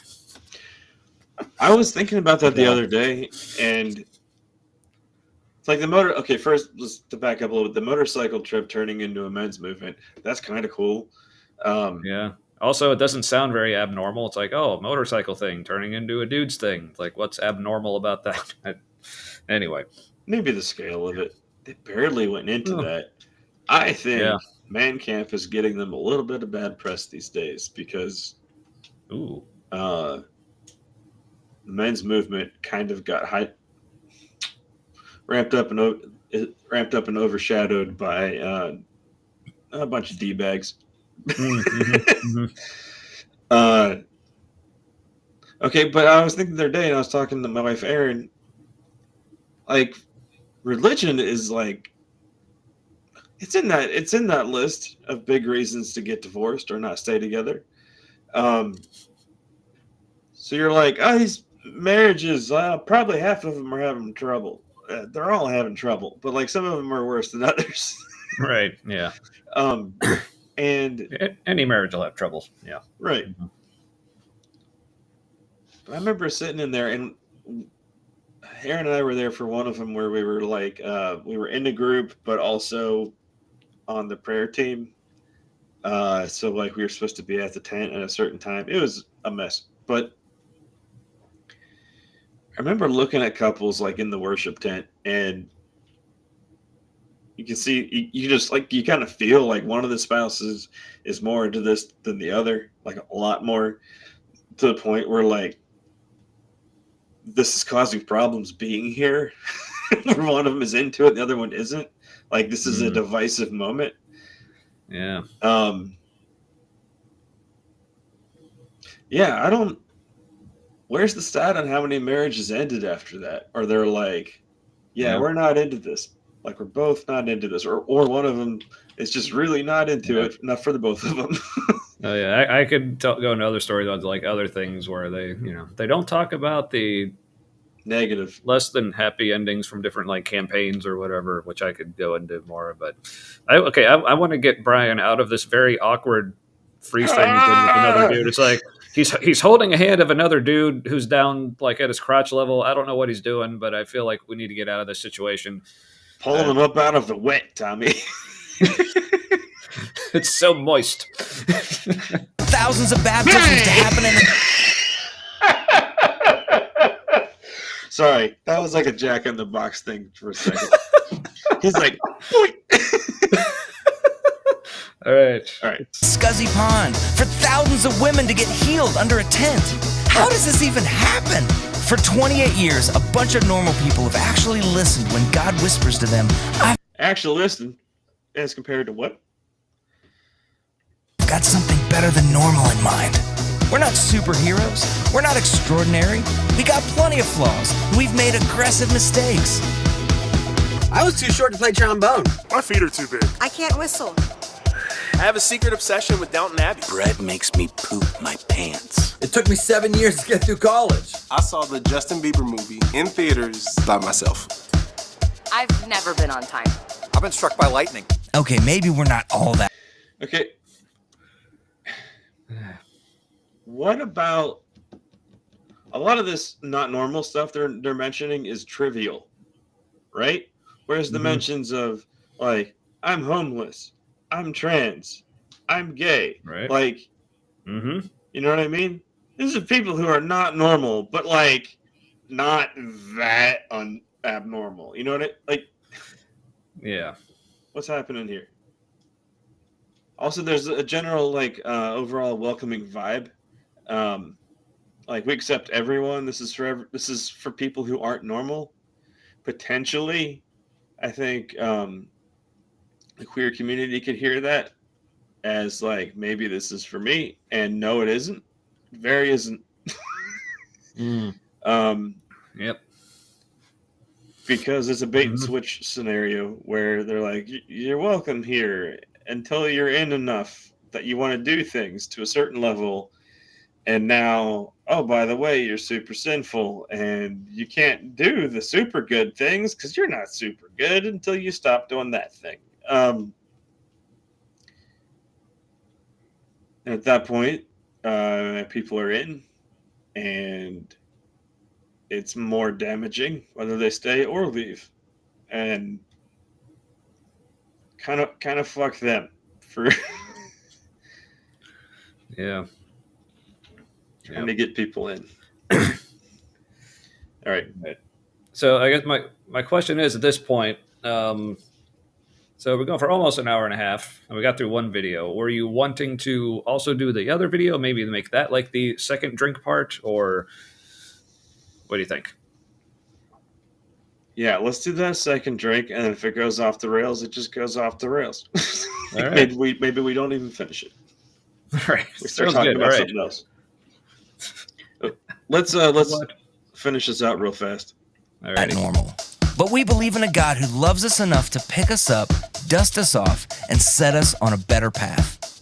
Normal is over here binging Netflix in the dark. Normal Meanwhile, sucks. people meet God on Super Bowl Hold weekend. on, A pause it lifelong real quick. Like just that whole. There's something that struck me about that, like because we believe in a God who like loves us enough to like pick us up and dust us off and set us on a better path or whatever. Unless you're Like- normal. Right. Or unless you're just like someone who is not having awesome things happen in your life for whatever reason. And Netflix is the best you got. Like sometimes, like you need a bare minimum beacon of hope. Mm-hmm.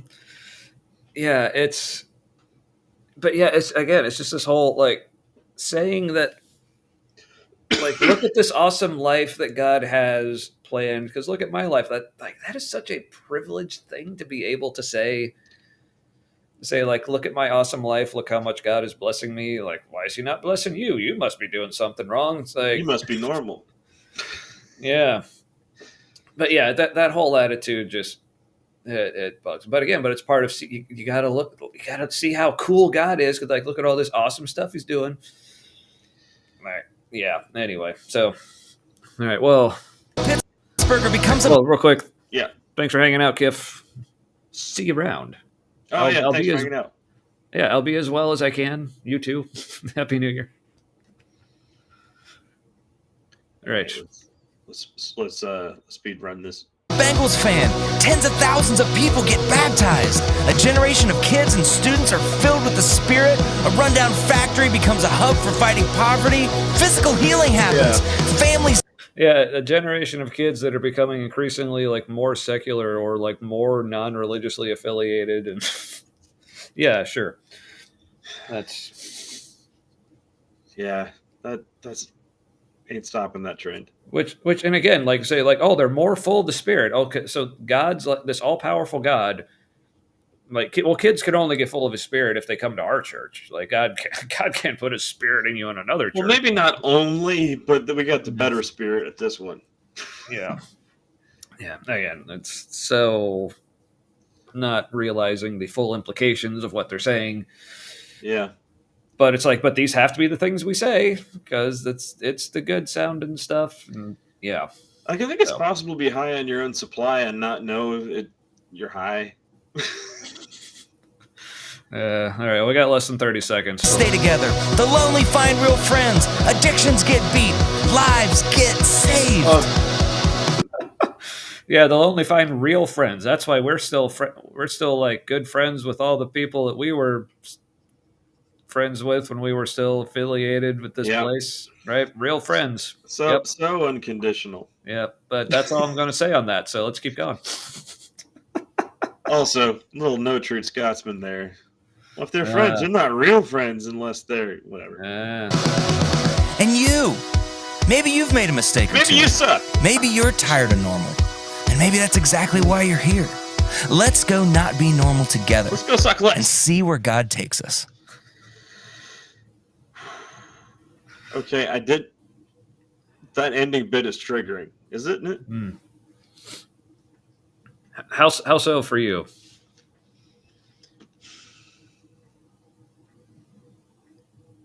Because you're taking somebody's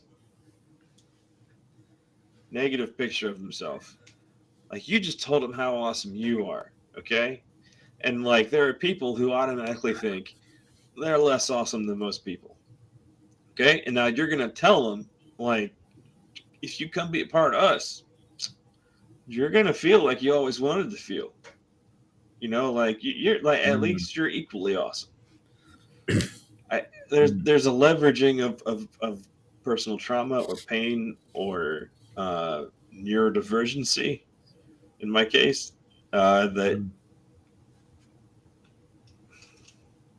you're leveraging somebody else's hardship or struggle for your gain or your church's gain or the gospel's gain.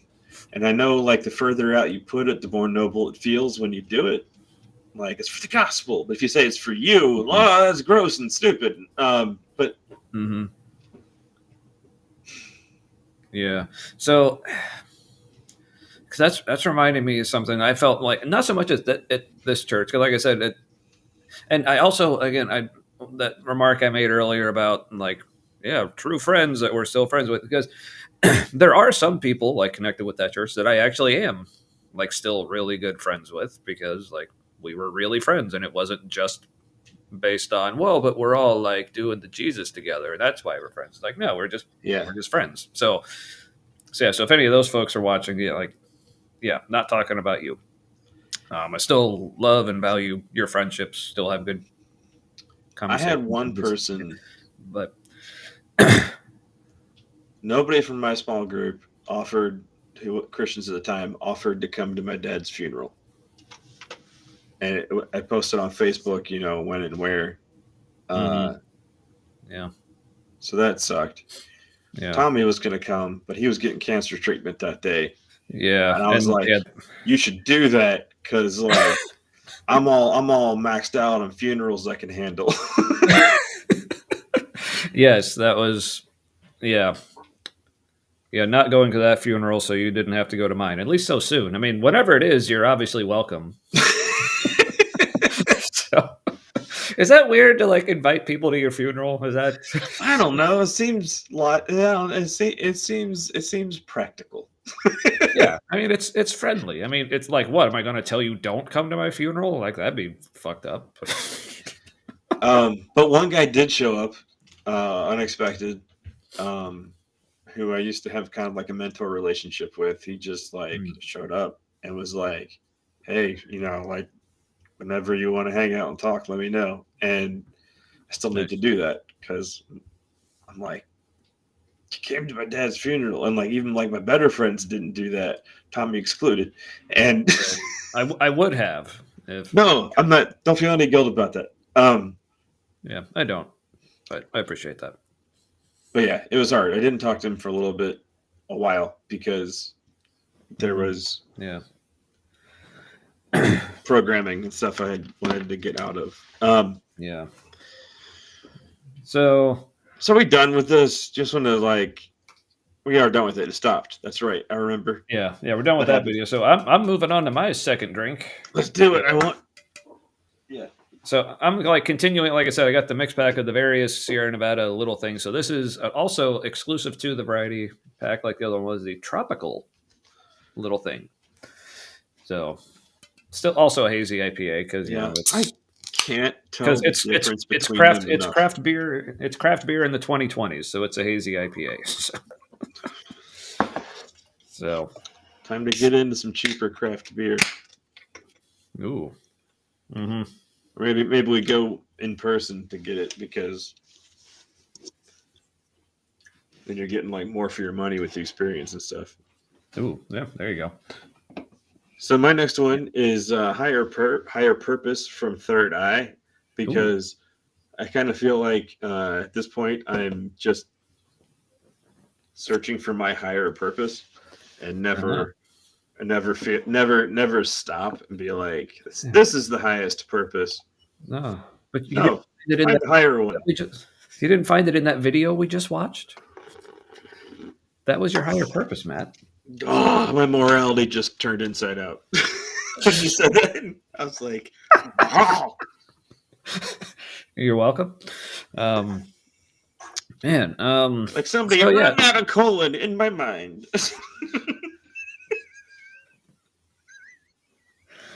Thank you for the images. That's um. Anyway, so it's second drink time. So like, do you want to watch this other video and just see where that takes us, or what do you think? Okay. Do you want to watch Allie talk about using Home Alone, specifically Kevin, and some terrible movies to talk about the gospel? It's only like 4 minutes yes. long. Do I? I mean, okay. Here's how my brain describes it. Like, I don't want to, but I want to not want to. So let's do it. All right, so we'll do that. There's not a lot of depth here. Shocker. One of the comments I saw on it was like, they were like, it's kind of mean, but it's good. They're like, a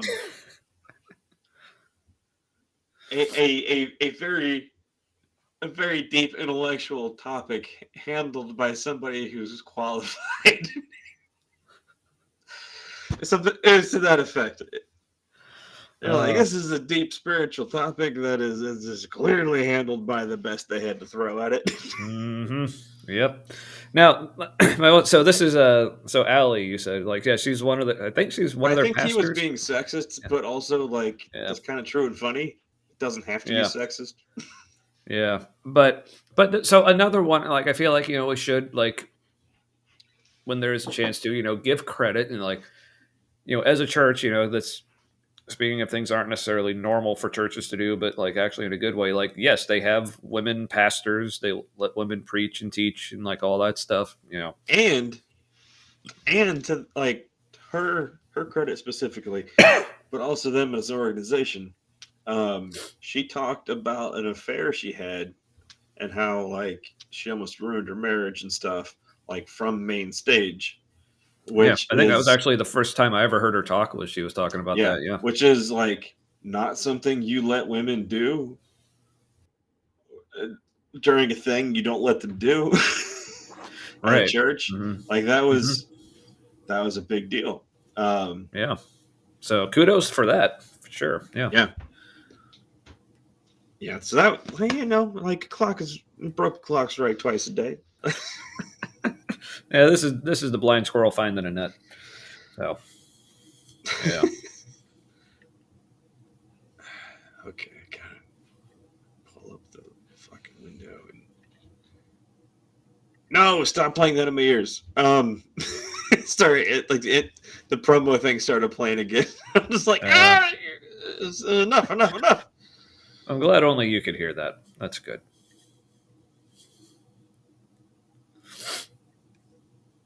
All right, let's pull this out. That's what she said. It's giving me Bruxton Cavey vibes a bit, which is problematic. Yeah, he's a guy I used to like his stuff, and then he turns out to be a sex pest. Yeah, and you're like, what? How? Yeah, you're like, because you're homely, bro. Like, well, apparently it was maybe a little forceful on his end. Oh, amazing! So much better. All of it. I regret making jokes. Well, like I said, I don't remember the specifics. Like, I don't know if it was like full on, the R word, but maybe the H word, like harassment. I don't know, but I think there was. I think there was an affair. So okay, it was going both ways. So, but anyway, yeah. Good times. If people have no idea what we're talking about, good. Don't look into it. You're all better for it. Yeah. Yep. Just enjoy. Okay, here it goes. Yay. Tropical. Spiral, death, spiral. Load, bitches, come on.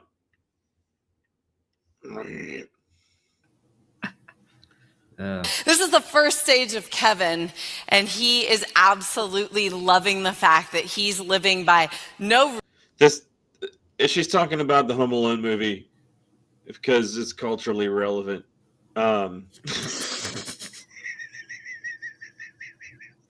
Boomer.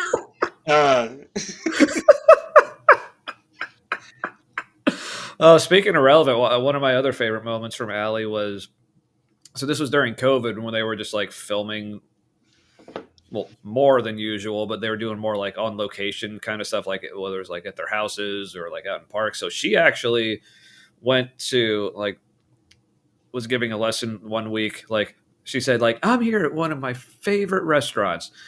And it was, she didn't say what it was, but you could tell. She was at the Precinct, which for those who don't know, like here in Cincinnati, that's maybe like the most expensive restaurant in town. So it's like, we were watching just for the steak.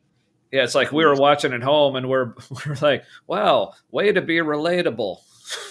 Yeah, and if it's your favorite, that means you've been there multiple times in a year, probably. Yeah, it's like, who thought that was a good idea? Also, there's a theme. Everybody in leadership that I'm aware of came there with a lot of money. So there's, I sound like a broken record, but there's a lot of like capitalistic, colonial kind of thinking that people don't realize they have. Oh yeah. Mm-hmm. Mm-hmm. And when you see it, you can't unsee it. And it's just, anyway, she's wearing a shirt that says, you filthy animal, which looks super new, by the way. Right. Rules, no boundaries, and without that family that frankly was sometimes a bit of a pain in his behind. You know what I mean? Yeah, you know what I mean? He's loving it. He's pretty much living like what the book of Ephesians describes as the state that we are all first. Oh, it's a hell of a segue. See what I mean? They're just like, here, I want to talk about this movie. Now I'm going to bring in some Bible verses that are kind of like related just so I can talk about it and make it sound like a sermon. Wait, I didn't wanted to do this ahead of time, but let me pull up Ephesians. What did she say? Which Ephesians? Maybe. Well, either go back or let her continue. Sexy or one. As the state that we are all first in. Ephesians chapter 2 says, all of us also lived among them at one time, gratifying the cravings of our flesh and following its desires and thoughts. Kevin did not have a thought of... Oh my God, it's such a hard left. Which also, like, never mind, like, so also, like, Ephesians, I can't remember, is that the one of the ones that's probably not actually Paul? Hold on. If I'm remembering correctly. But also, like, with this whole, like, language of, like, the flesh and stuff, like, that was, like, is that one of the things that was more, was that more like Gnosticism, basically saying, like, the physical material is all evil?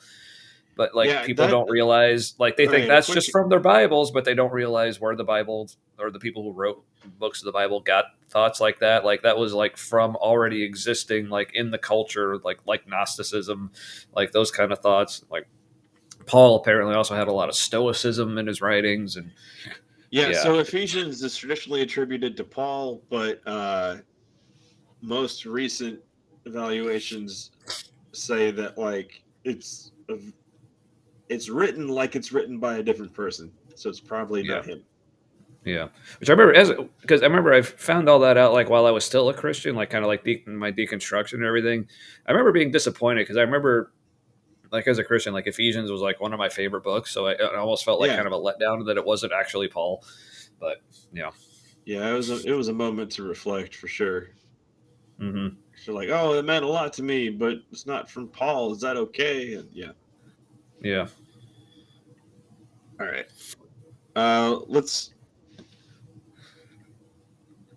Let's hear her spurious correlation.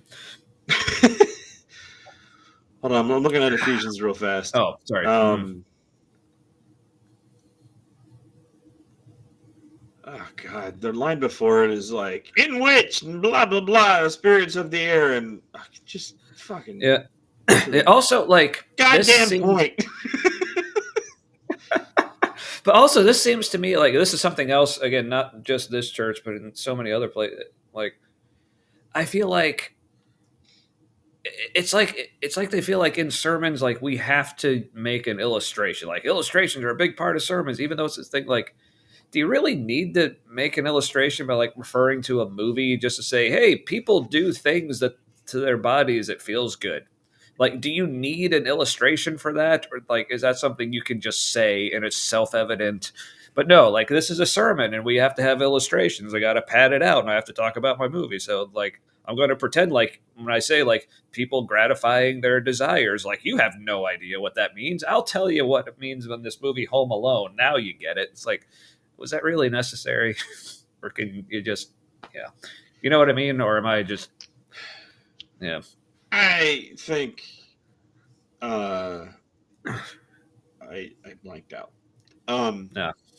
My point was that good. I was Blew looking your at the mind. verses in front of that and behind it, and it's one of those deals where it's like, but you who suck at everything, you know, like spiritually and eternally, like all of us who lived among them at one time, like, yeah, we all sucked, we all did sucky things, but they're flesh and all that. And then it talks about, but God is, you know, all love for you in Christ Jesus.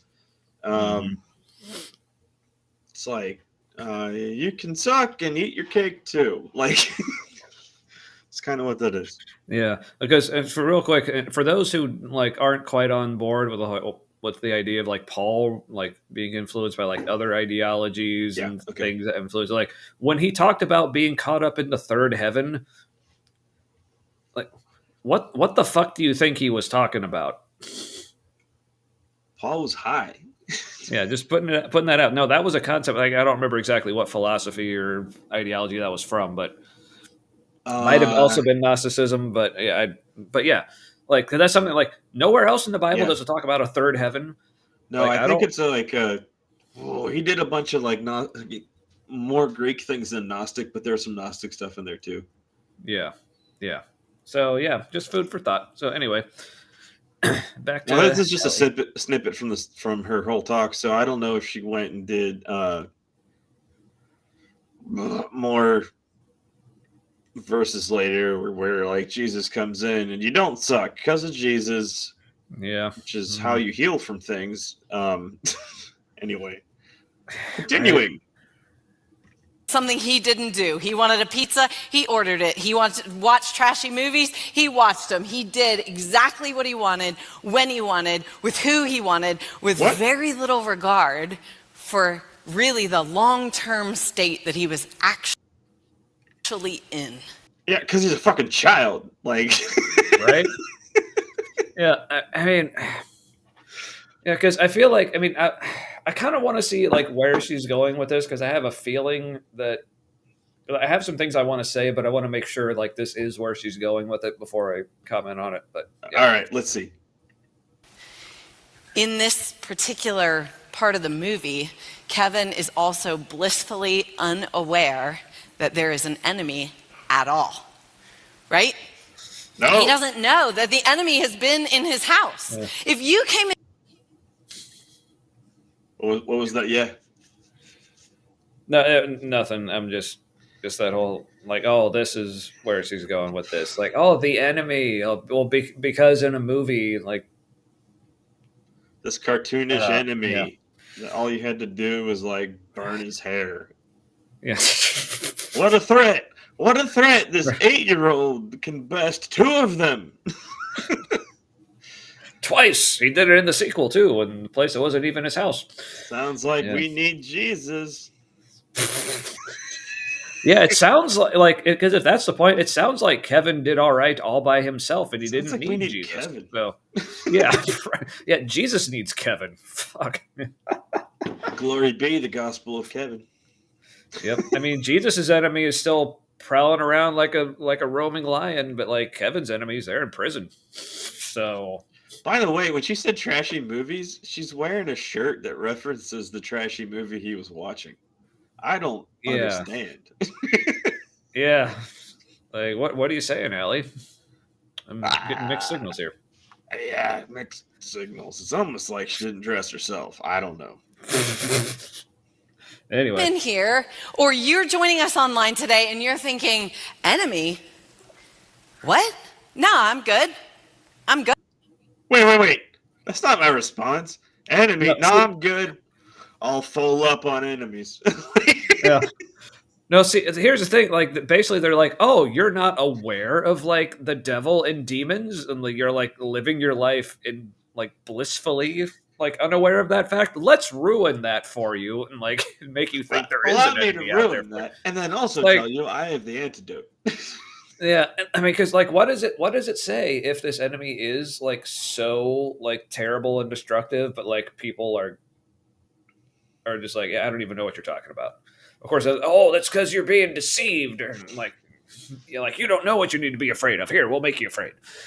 Like, because here's the interesting thing. Like, and other people pointed this out too. Because like, as a Christian, like particularly like near the end, like being more involved in this particular church, I was never like possessed or anything like that, but there would definitely be times where like, oh, I feel like I'm under attack from the enemy, or All the time. like demons are on my case and like all this stuff. But like as soon as I like became an atheist, all that stuff stopped immediately Because you stopped thinking it was real. Right. And so those things affected you differently. It's weird how that happens. I know. Or I just looked at like, oh, this is just stuff that happens. Because like looking back on it, this is something like even as a Christian, it frustrated me with how like quickly some people would go to that instead of just taking personal responsibility for shit. Because like I would be like volunteering with groups. Bad shit happens randomly. Yeah, or like there'd be times where like it was like with some group associated with the church, and like we were working on something. All right, here's what I'm doing for what we're doing. This is what I need from you people. I need you people to do this by this certain time so I can do my thing in this amount of time. And those people did not honor my requests and gave me things like way later than they were supposed to. And then I'm like, hey, I'm having some problems with this. This is taking longer. And they're like, oh man, see, like enemies is really attacking us right now. Satan really doesn't want us to do this. I'm like, no, it's like you people aren't doing what I asked. Like that's stop. I remember that, and like I remember you were like, okay. Yeah. You're like, I'm still a Christian, but you guys suck. Yeah. Anyway, well, let's hear Allie like make us afraid of this thing that we were blissfully unaware of. Because us not being scared isn't good enough. Satan's a filthy animal. Also, could you like scroll up? Like the top of her head's being cut off, and it's bothering me. All right, hold on. Sorry. Yep. Wait. There we go. Okay. Well, I don't know. I don't know what happened. Let's go back. Let's listen. Good. Then this might be you. You might be in this space right now because the work that we need to do in this space is actually a work that God needs to do. He needs to begin to make us aware. No, this work we need to do is actually work God needs to do. Isn't that mess? But also, essentially, what she's saying here is like, oh, you're happy with life? We need to fix that. Yeah, have I got some shit to sell you? Oh, man. You think your life is awesome. Let me tell you how much it sucks and tell you how I can fix it. Nothing self-serving. Not self-serving. That's bad. Organizational serving. Yep. Got to feed the machine. That's what I have to say about that. So, thank you, Sierra Nevada. It got too big. It got too big. Took on a mind of its own. And now it's just running on its own incentives. If it survives, it needs to be fed. Like this is. Yep. It must feed. They used to say, if God made it obvious tomorrow we should close our doors, we would do it. And I believed them, and they believed that when they said it. I haven't heard that kind of thing in years from them. Well, by this point, though, well, God clearly wants us to keep going. Well, right. There's a lot of surviving that needs to happen. Right. God, sorry, guys, let's go back. Of the enemy that's actually been in our life all along. All the reality along? that he wants us to live in is much closer to 1 Peter chapter 5, verse 8 that says, Of course, go to a different book to find the completion of the thought you just said. Makes complete sense. Right? It's not at all Mad Libs. Yeah. It's not at all moral Mad Libs. Yeah. Yeah, like people like if anyone like watching is like still in church or still involved in like Christianity or anything, like pay attention to how maybe this might just be like a Protestant thing. I don't know how like the Catholics or Orthodox handle this, but yeah, pay attention to how often in sermons clearly they do a lot of things differently, but cooler outfits, I will say, but pay attention to like in sermons, like how many different verses and or different books they have to pull from to like make a thought. It's like what did people do? Like, so say like between like the books of Ephesians and Peter, like I don't know which one was written first. Let's say like Ephesians was written first and then Peter. So what were the people who had Ephesians doing? Like, but they didn't have Peter to finish the thought. Oh, they were like, fucked what? and not going to heheaven. Right? Or at least their lives couldn't be as awesome as having all the books. Yeah, because that's something, again, I don't think enough Christians really think about when they try to say, oh, the Bible's all one message. So even if something's not in one book, it's okay because it's in another book. Like, because also you think about like how many like hundreds of years, like time span the Bible is like written across. Like, what was like the oldest book? I think it's supposed to be like Job or something. Like, so what did the people who like, okay, we only have Job. Like, what the fuck were those people thinking? Like, without they didn't only have Job, you know? They had like a bunch of other stuff that was probably similar to Job. Well, yeah, but it wasn't the Bible, so it's not good. So it's yeah. You know what? Job was probably kind of in some other kind of like oral tradition canon. Mm-hmm. You know, like where like there's just that's a lot. That's for another time. Let's get back to Well, sorry. I mean, it's second drink. It's a time for rambling, but yeah, let's get back. Let's get back to matching McMatchy green and green. Be alert and of sober mind. Your enemy, the devil, prowls around like a roaring lion, looking for someone to devour. Kevin. Wait, I thought Jesus was the lion. No, it depends on your metaphor. But also, fun fact, thanks to friend of the show and just friend, Aaron Tomlinson. Like, we need, like, I've been talking with Matt and I just need to reach out to him. So, Aaron, if you're watching this, you may or may not, because I know you're not on, other than when you're doing your streams, you're not on social media much. It's cool. But we need to have him back on to talk more about, like, he's been doing a bunch of really cool videos on, like, left-hand path and, like, right-hand path, like, thinking and tying it to things like Luciferianism and other things. But he said, like, specifically the term Lucifer, like in the Bible, like in the Latin, like Jesus is called Lucifer, like it, because it just means like the light bringer or morning star or whatever. So it's just so interesting, like how many images in the Bible apply to Jesus and Satan. Like they're both called a lion. They're both called the morning star. Like, and some other things. I think that might be the full wisdom of the Bible, just right there in that concept. Because I was talking to ChatGPT while I was high, and good times. You have two opposing sides, and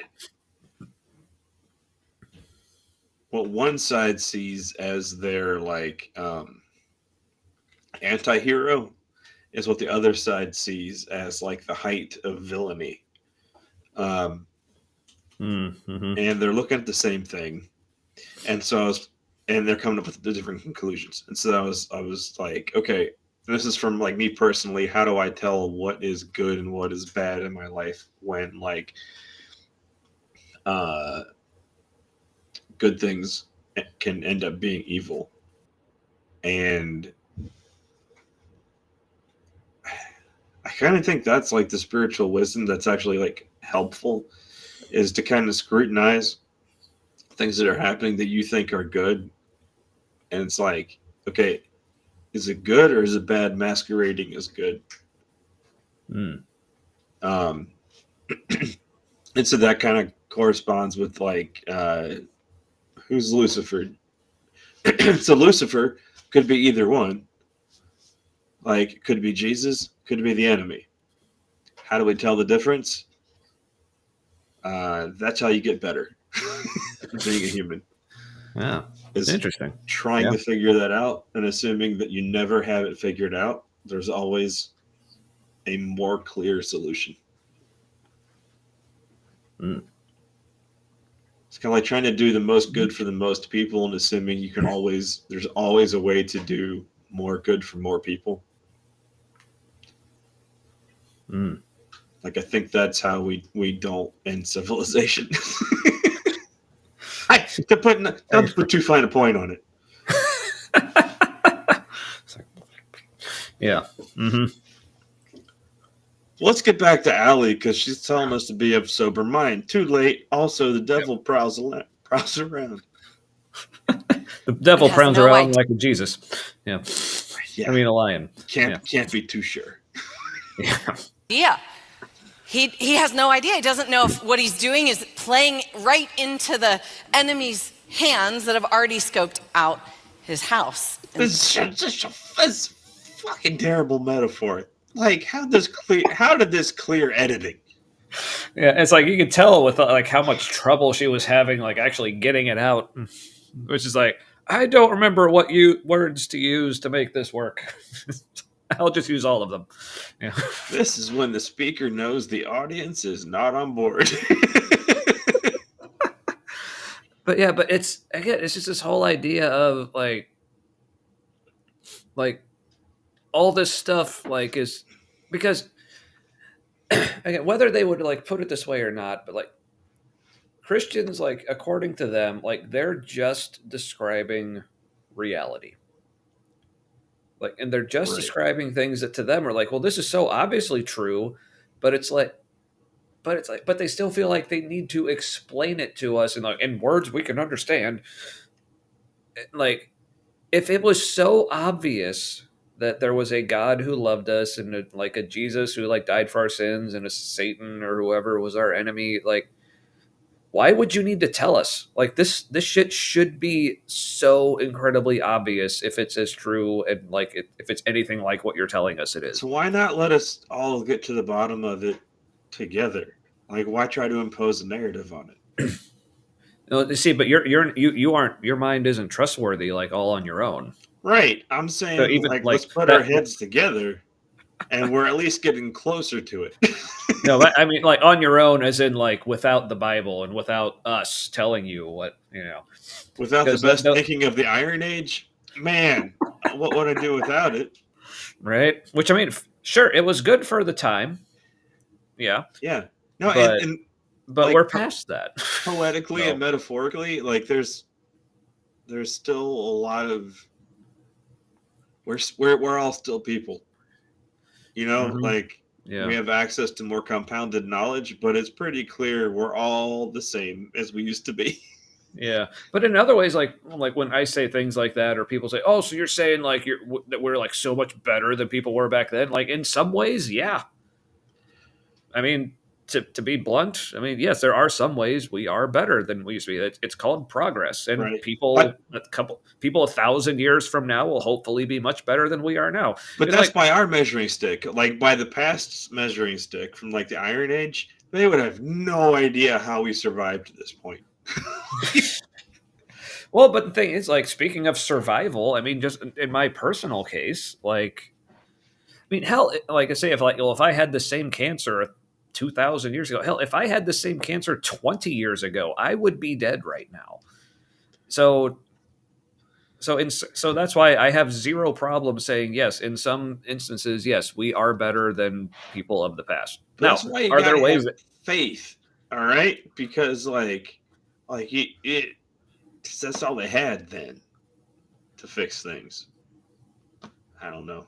Yeah, but usually my response when people say, "Well, you just have to have faith," I say, "Well, I don't." So, and my response was, "That doesn't make it true." and then, man, that pissed one of those guys off a lot. I was like, at yeah. one point, yeah, in that conversation where I was like, super short background was I wanted to do a thing I always used to do. It was very important to me. Couldn't really do it anymore, but I wanted them to tell me that I couldn't do it because that would be hard for them. And they're like, we just gotta have faith. And I was like, oh my god, are you guys? You're just fucking typecast. There's like one of you, and you just like share a reasoning between all of you. I was like, I've seen this on YouTube where people say Christian saved us, and then like, isn't that dumb? And I'm like, oh my god, you guys are the dumb guys. And they're like, you just gotta have faith. And I was like, this doesn't make it true though. Like, I want to believe what's true.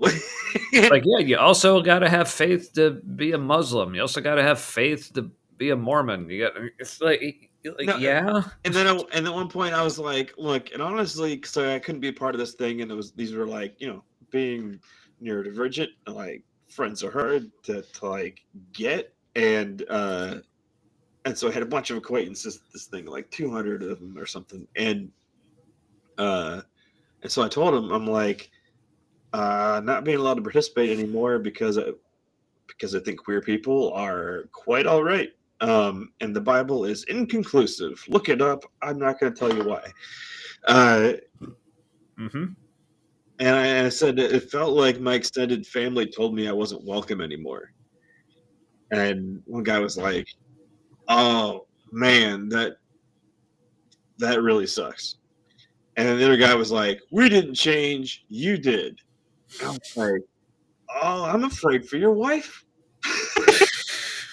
I was like, oh, thanks for like adding to that feeling I just described. I was like, that helps. No, like, my first response was to agree because for the trauma. But then my second thought was, if you're saying that to me, what do you say to your wife?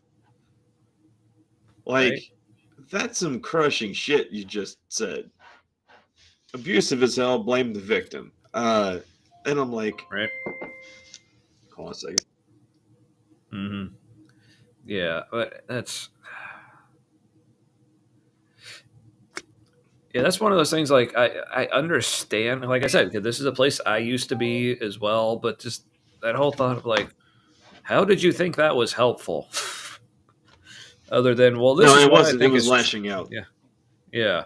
It was to punish me for making him think about things. Yeah, well, because honestly, how dare you? Just saying where I'm coming from. If I'm a threat, being me, how strong is your God? Sounds like your God is not as good as me. It's like, I'm your God now, bitch. I'm in your head. God might have rooms in his enemy has a mansion for you in heaven, but I'm building rooms in your head right now. All right. Let's get back to this wisdom. And the enemy has a goal during this stage as well. It's exactly the same goal that Harry and Marv would have had. Those are the two burglars that are coming to steal from the McAllister's home. And what is their goal when Kevin is living like this? Just forget I'm even here. Just don't even notice. It's much better for them if Kevin never has any level of awareness. That's not what happened in the movie. Yeah. It's like what the story was. It's like they were like, let's go in there without him noticing. It's more like first they just didn't think anyone was there, and then they're like, okay, we know he's there, but he's just a kid. Let's just go in and take shit. What's he gonna do? And then Harry, I'm pretty sure, talked about killing him. Yeah. I mean, they both did by the end. They were about to, but like Marv was like, he's just a kid, Harry, and then he agreed by the end. Yeah. Yeah, it's like she's not even like using the bad metaphor right.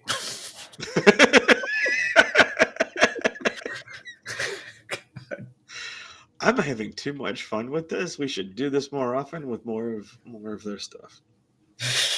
Yeah, we might need to make this. I don't know if it's like a monthly thing or some kind of periodicalness. Yeah, shitting at the crossroads. I mean, Shoney's. I mean, what? Yeah. I don't know. I don't know. They put their own shit out there. Yeah, like what? We're like, oh, this is who's this? This is just some random video we came across, right? No, I don't know why I'm even trying to pretend anymore. This I don't know. Not me with your fair use violations. Yeah, I guess it's Sierra Nevada talking. Awareness. We need God. We need to him. do the work in our life of waking us up to the presence of an enemy. Hold on. So that was the end. I'm glad. How does Home Alone teach us that we need an outside force to do things for us? Where it's like we said, like Kevin did all the shit. Like, yep. What?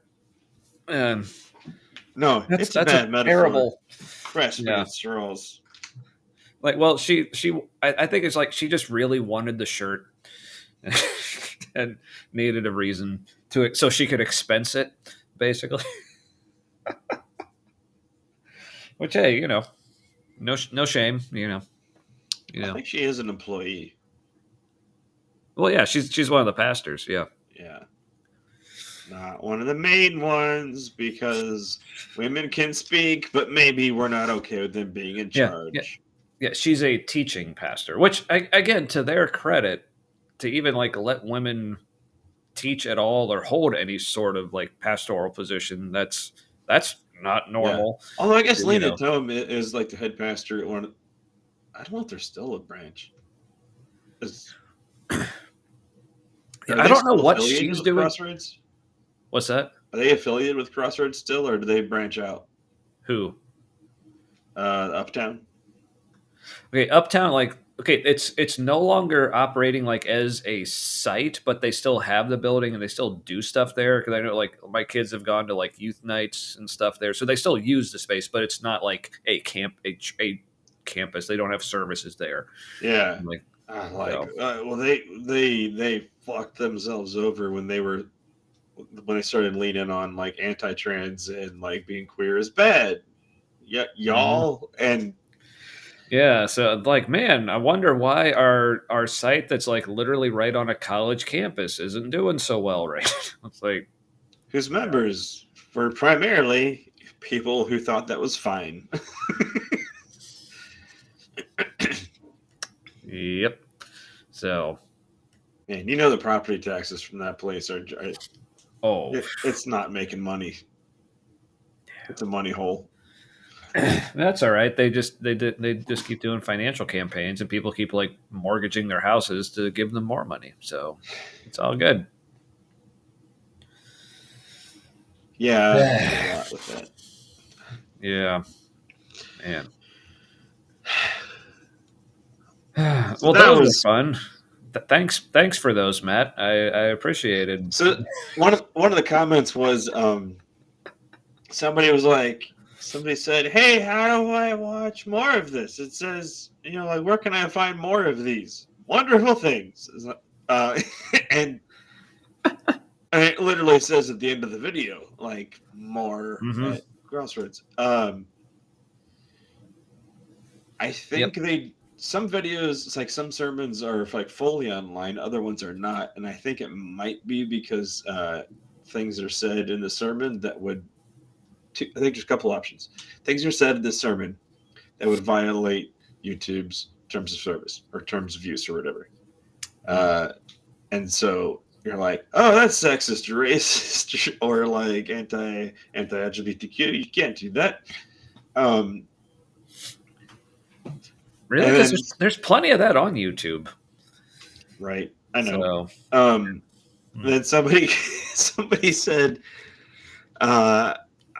I think they want you to go to their website. I hope you're entertained. Circus tent emoji. Which is so wonderful. And then I commented and said, basically, they want you to go to their website because they'll data mine the shit out of you. And so they know how to leverage you towards their mission. Minister to you. Yeah. And I said something about something about things that like fuck, I can't remember. God damn it. Happens to the best of us. Let's get in these comments. Oh wait, where's all the comments? What comment? There's only showing 4 right now. On what, like our comments or the No, video? on YouTube for this video. Like my comment is not on there. Oh. Did it get hidden? Suspicious. Yeah, because I did say something about an NDA that may or may not be restricting what I can say. So that's interesting. Uh-huh. I was like, what I said was they want you to go to their website because they'll data mine you to leverage that towards their mission, and then something about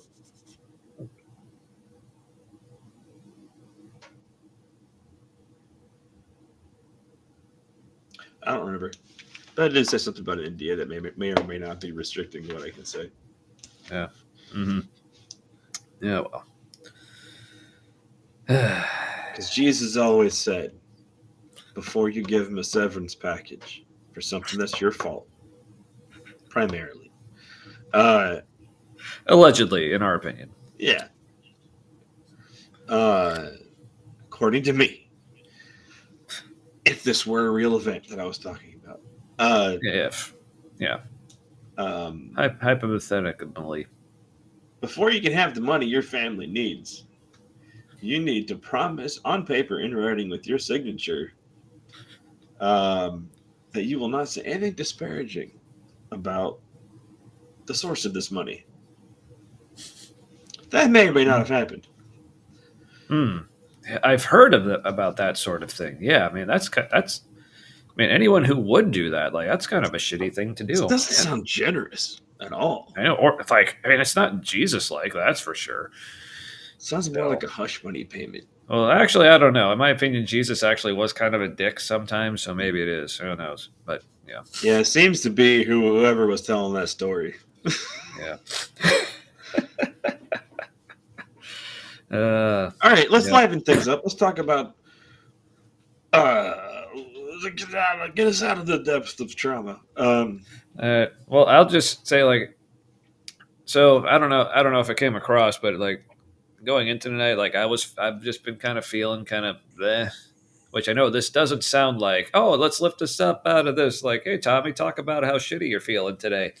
But I don't know. I just haven't been sleeping well lately. Also, like today was like, what, like, that's also kind of the sucky thing. Like, you know, since we like changed the show to Wednesdays because of like the schedule with the kids and stuff, like Wednesdays like are also like one of my like longer days as far as like, it's one of the days I get up the earliest, but then also have to work the latest. So like usually by the time it gets, no, that's one of the reasons I love, and in that sense, like I love doing the shows, because then it's like, all right, something to look forward to at the end of the day. You know, it's having time, but it also means like a lot of times, like for the show, I'm just like sometimes just kind of pretty drained, but also as I mentioned last week, like I got myself Elden Ring for Christmas, and that's been kind of like running my life, and I was playing some today, and there was this like particularly frustrating part, like for anyone who's played it, like it's the area in, I want to say it's like the consecrated snowfield, and I was trying to get like to the warp portal to go to Mogwin's palace,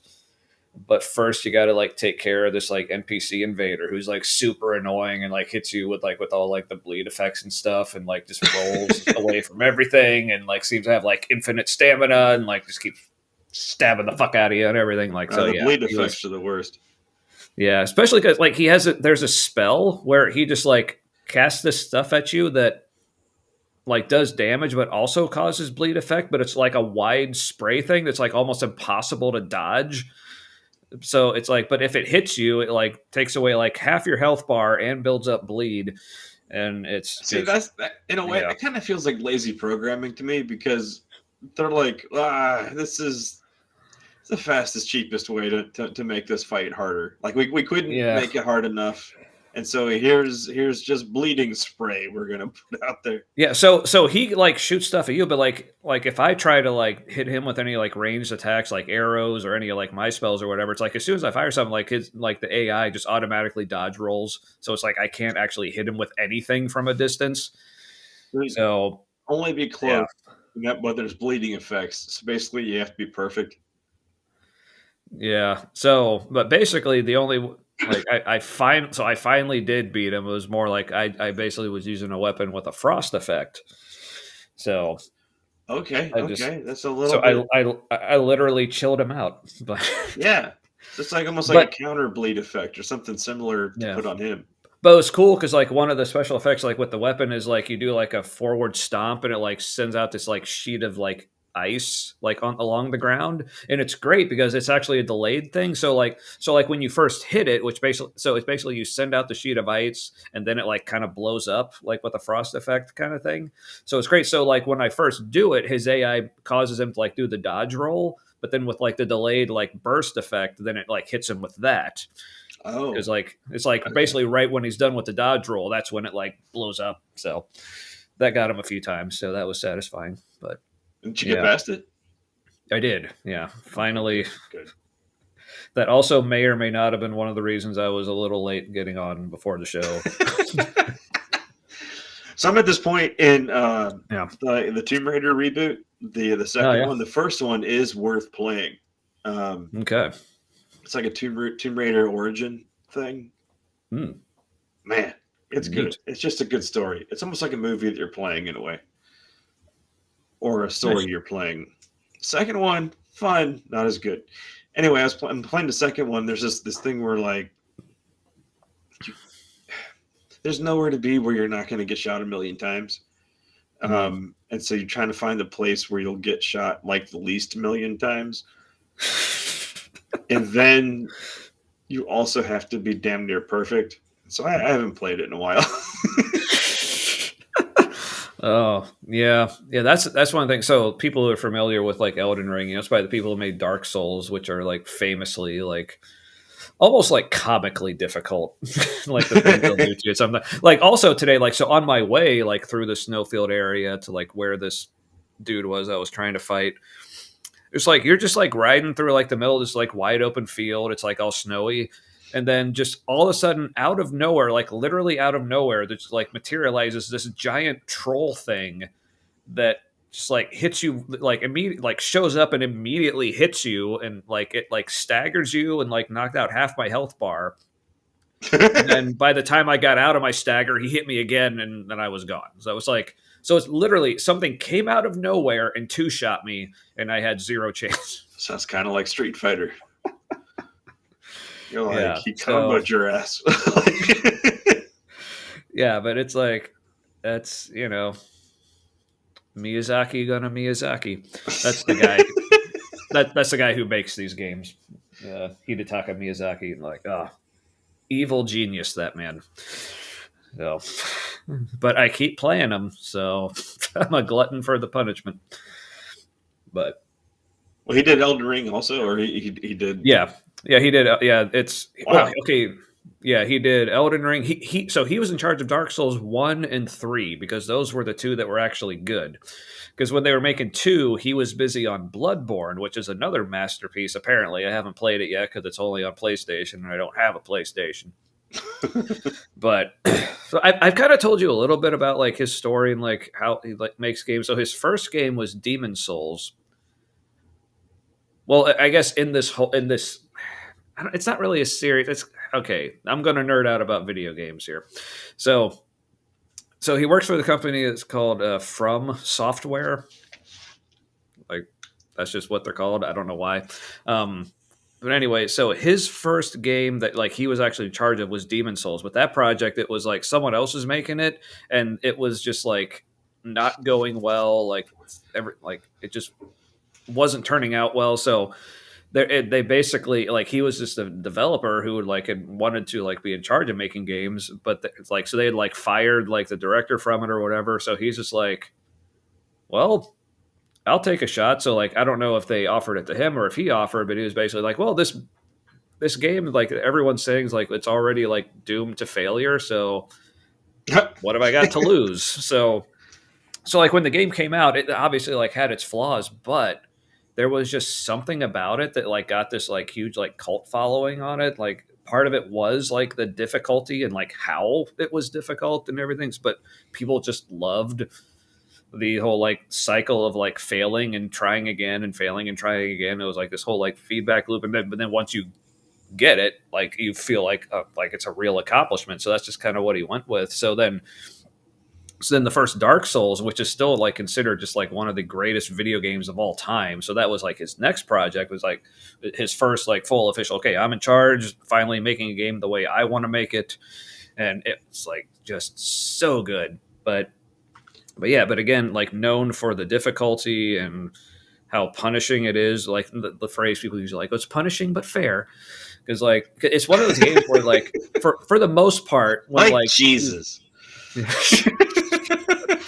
Even better. I'm going to go and say that Miyazaki is better than Jesus. That's my takeaway from the night. But no, I think God is punishing, right? But then, like, is Jesus going, "Come on, Dad, no"? Well, for some of the people, he's like, but for those like, and then God goes, like, "But I'm just." And Jesus goes, "Okay." You're right. You know, I guess love is conditional. I mean, unconditional. Don't hit me. Yeah. And like, how about you just kill me instead? Only I don't actually die because I come back in a couple days. It's like, okay, that sounds fair. God killed himself to solve a problem only he could create. Yep. The only solution was for God to kill himself to solve a problem that only he could create. Yeah, because I mean, he created everything from scratch. So that's like I say, like anything. If anything is like the way it is, it's because that's how he wanted it. Kind of sounds like creation is a negative feedback loop that can't be helped. It will progress. Why would he make it this way? It would. Yeah. It will progress to its ultimate destruction. Mm-hmm. Because, you know, like when the universe expands enough that it starts to like reach kind of like homogeny, like where an equal dispersal of everything, like the heat death of the universe kind of thing. Yep. Yeah. Full entropy. Yeah. Mm-hmm. Like life is in between. Like life is what happens in between beginning and end. It's incidental. Yeah. Or the way I've heard it put is like life is basically an entropy machine. Because, especially like in the like Christian crowd, like I think, I mean, and in general, but like I feel like entropy is kind of a misunderstood concept. Most people think of it as just like chaos and everything deteriorating. It's like not necessarily. It literally just means like using up the energy. So a state of full entropy means like we've gone through all the usable energy. So life is a process of using the energy, and this is just one of the forms that takes. So, but energy is just a measurement. It's just a it's like a quanta of the ability to do work. Energy isn't a thing. It's like a necessary aberration of existence. Like matter is solid energy. I learned this last night. Okay, like the whole reason anything exists is the whole reason that like we have a physical universe is because there is the limit of the speed of light. If light didn't have a limit, nothing would exist. It's like there's like a single rule that creates everything we know about. It's not like So it's like, is this just a fluke that this rule happened? Like, is this like the one time out of 10 this happens, or out of a billion? Mm. The speed of light is like energy and matter are equivalents, and the speed of light is how there is both at the same time. It's there's a little bit of a Trinity thing to it. It's kind of freaking me out.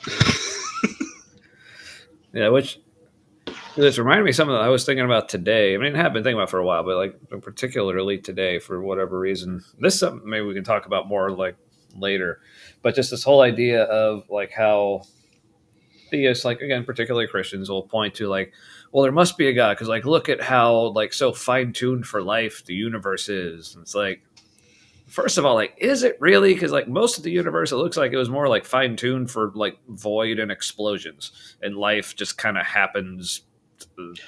99% of the universe is plasma, which, by the way, acts alive but is not. What do you do with that? Because even like looking at the Earth, like and looking at like what kind of life survives, like it seems like the Earth was more like fine tuned for cockroaches than humans. For whatever that's worth. Like some of the first life that was giant was like spiders and giant cockroaches and shit. Yeah.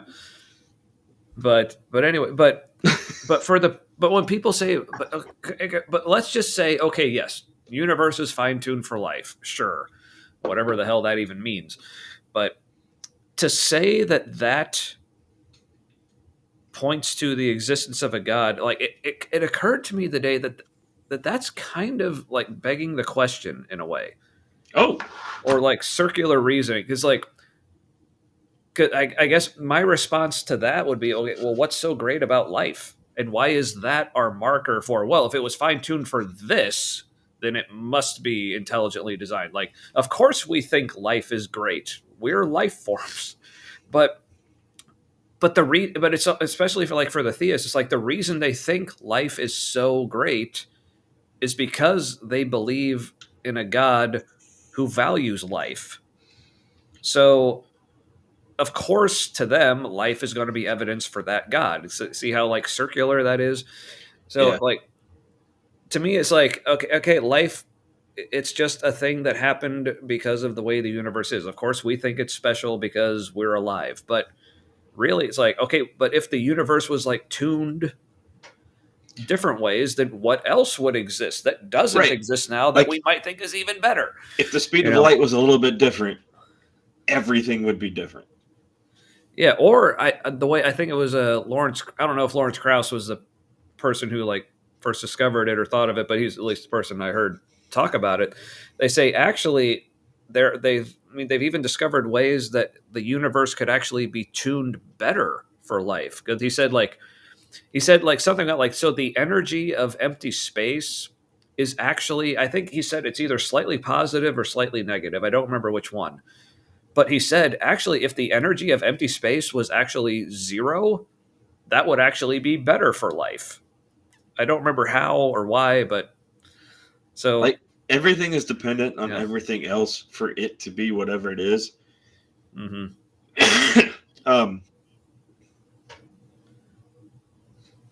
So like the argument of fine tuning.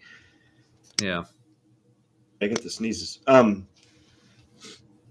It's the enemy. He didn't like, or this God doesn't want you talking about this. He's giving you the flu or something. Like,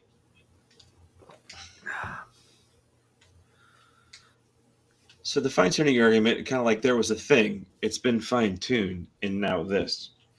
But when you really look at everything, like everything that exists literally is like dependent on something other than itself. And there's if you can think of like observer and observed, on whatever level it means for like a molecule to observe another molecule, but like that is what makes everything. And you can't have that unless it's put in motion all at the same time. Like you have an observer and what is observed. But each is an observer, essentially creating the other. Yeah. And that can only happen if it's put in motion like all at once. And then you have observer and observer creating what is observed, and then you have the relationship between them, like the awareness between the two, and that is kind of like creator creation and the relationship between the two. And so like maybe there's some truth in the Trinity stuff, but as a metaphor for physical reality. It was like people intuitively knowing, maybe, or an intuitive awareness of like just how the universe runs, but it was as filtered through Iron Age brain. Yeah. See, and again, like, and maybe this is just another illustration of like how our minds are like approaching this kind of stuff differently. But I guess I don't know if you want to call it like a more cynical view of it, but I guess my view of like from what I understand of like where the concept of the Trinity came from is really more like, well, we want to say Jesus was divine, but he also seemed to just kind of be like just a dude. How do we make this work? You know, I don't know if there was necessarily. I mean, I'm not saying there aren't bigger truths and realities you can use that as a metaphor, like apply. But I'm saying, my brain just more goes to like where the idea actually came from and why. And right. No, what the I'm intention not. I'm was. thinking less A than B, and more like reality tends to rhyme. Like Yeah. So it's more like you're like, yeah, and not saying this is like a bad thing, but like from what I'm hearing, it's almost more like, and tell me if this is wrong, but it's almost like to you in this instance, like what you're talking about, it doesn't really matter what they initially meant by it or why the people who came up with it did, but we're like, oh, but I'm seeing this analogy or comparison, and it's like, and it's a useful metaphor for this bigger truth kind of thing. Is that making sense? Yeah. And I think this might be similar. I'm kind of looking at it like the universe burped out a new thing it was trying. And this Trinity concept. And people were like, this might solve some problems if we do this, because we have this deep connection with these things that like we need some way to reconcile it. Like we found something else that helps us connect more to the real. And so that like honing of an idea or an interpretation would lead in a particular direction. But I'm looking at it more like, and I used to do this, if you watch a washing machine with a view window, which used to be one of the highlights of our family's Florida vacation, with the condo we stayed in had a front view cabinet washing machine, like a closet washing machine. And it's like, tell me you're autistic, but without telling me you're autistic. I used to watch the entire wash cycle on vacation. But it's kind of like how if you have a dye in a fluid and the dye kind of swirls around. But really it's like the interplay of the dye and the water. It's not like once the dye is in there, it's hard to tell like who's causing what swirl. Like, is this because it was put in there, or because there's water, or yes? God damn it, Echo!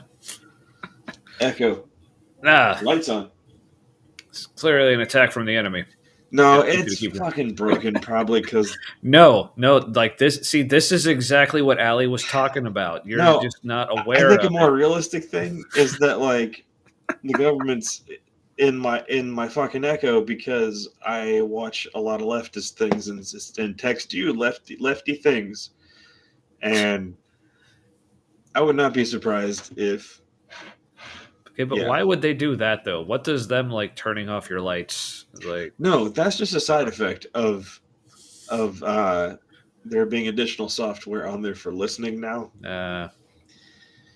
And the reason why I say this is because I told you that like in June or July of last year, when I started talking to you about like leftist news stuff using foreboding words like the truth, that like I was in there one day about to text you, and I realized like almost all the messages were gone, and I realized it happened around the time where I lost messages up to is around the time I started talking to you about that kind of stuff in the summer, and then later in the day they all came back. That's weird. A little bit, yeah. So, well, I hope they're watching now. Yeah, I don't know. If anyone wants to, like, if any like those people who are tracking Matt, if you want to leave a comment, like, what did you think of Allie's Home Alone comparison? Sorry, I went off the rails. That's it. That's all right. That's what second drink is all about. It's like second drink, third rail. It's all the same thing. I kind of feel bad for her in a way, and I don't know if this is. I don't know whose doing this is, but do you remember a lot of the stuff that she used to preach on? You're like, oh, this is like the flashback fluff of this season. Like if you're watching a TV show and they're like, here's a filler episode. It kind of like it felt like they gave her the filler episodes. Yeah, I remember at least like my impression, like she was like really hit or miss for me. Like it seemed like half the time it's like, yeah, like this was filler, but then but I felt like when she was like, I guess more like hitting for me, it was like really good. But yeah, it was like usually like one or the other. Yeah.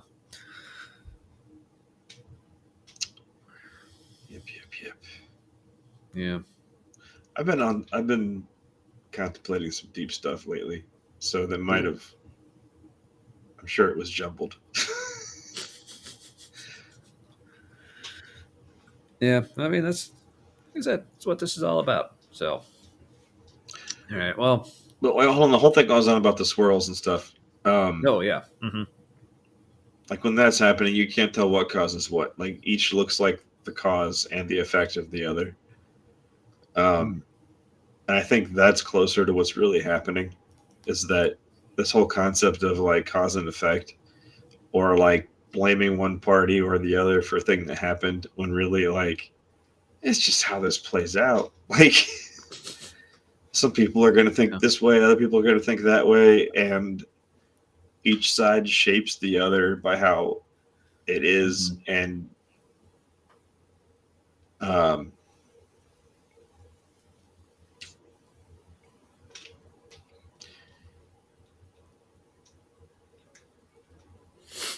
yeah, we got to start doing the most good for the most people instead of and get the whole idea of like what's best for me or mine. That has to be out of us as people, or like I don't think we survive like as a species. Yeah. I mean, you might say we need to think more about just in terms of the humanity, if you will. Yeah. What's best for all of us. Turns out we're all wired that way, but we had like a bunch of systems that we built get in the way. I know. Weird, right? Yeah. So, I mean, because at the end of the day, like, you know, for anyone who'd like watch this like tonight and maybe if you just like took issue with some things we said about this particular church, or just took issue with the fact that we were even talking about them at all, like at the end of the day, I think that's, and I feel okay speaking for you, and like let me know if I'm off on this, but like when it comes to like why we do anything on this show, it's really what do we think, like from our perspective, is good for humanity moving forward? So when we're pointing out things like whether we're like attacking it or mocking it or like saying it's problematic or whatever, it's things that we genuinely believe like, okay, this is detrimental and like harmful to human thriving. Like to continue in these kinds of mindsets or these kinds of beliefs or these kinds of thought patterns or submissions or whatever. I think that comes out, So but yeah, that's worth saying. yeah. So, It's a and honestly, limited. sometimes I just feel like being an ass and I'll just like mock something, but I try to rein that in. Well, it's. But so, I think all humor is an attempt to salvage something. It's like a little bit of like emotional alchemy. there you You go. know, like some of the best humor is like taking something terrible to whatever degree and making it a joyous thing. Mm-hmm. Yeah. God, Indeed. I think religion is just in the way of humanity saving itself. Like, well, Mm. it seems like the whole thing got broken according to like game theory when people were like the dividing line between like mine and yours, like private property, and then started off like a whole negative feedback loop, and then um, money, like money as like a fiat storage of value. Mm-hmm. Like wealth used to be whatever you had, like in your storehouses or in your house or your like Yeah. huge tracts of land, and Yeah. Like land, animals. right, Yeah. like that was your wealth. And Yeah. where are you gonna put a bunch? Like it was kind of limiting in a way because where are you gonna put a bunch more sheep? Mm-hmm. Like there's a limit to what you had that was profitable, and then rich people are like, I know how to make this work. Like we'll put it here's. We don't have to trade a goat for like some honey, right? We could just here's this paper that like we'll say makes it has this kind of value, and now like you could hoard stuff, like you could hoard money. You couldn't hoard goats. Well, yeah. So like this concept of mine and only mine, like that kind of idea of private property, uh, and making it possible to hoard things beyond a reasonable degree. Like that was the beginning of things being guaranteed to fall apart. Interesting. Yeah, that might be something we need to like delve into more at some point. I'm interested in that, so can only assume someone else is as well. Um, but Yeah, I wish I knew the guys. The guys. Fuck. If you look up like game theory and Moloch, like those two concepts, it turns out like the biblical concept of Moloch, it is an excellent metaphorical like descriptor of the systems that humans have created, and it like will lead to our societal collapse. Like, but there's aliens. yes. Some of them seem pretty interested in our survival Well, that's nice. and I'm glad. spirituality. Well, sorry to disappoint him on that front, I guess. So, No, but it's more like science as spirituality. It's cool. yeah, but that's a well, yes and no. That's another thing I like talking about sometimes. Like, it's like this is just completely personally. I just find kind of like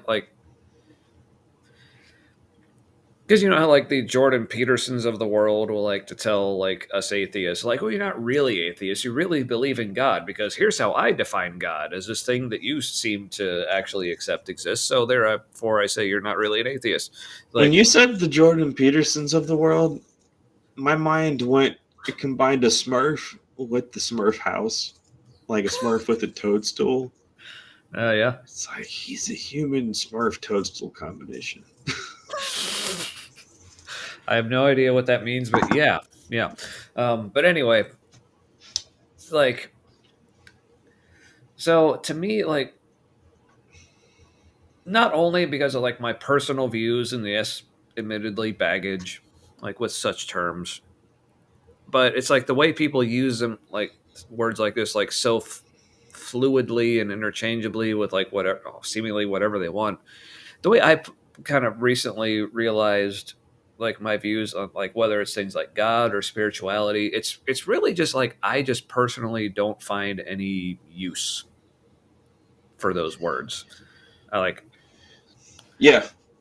yeah.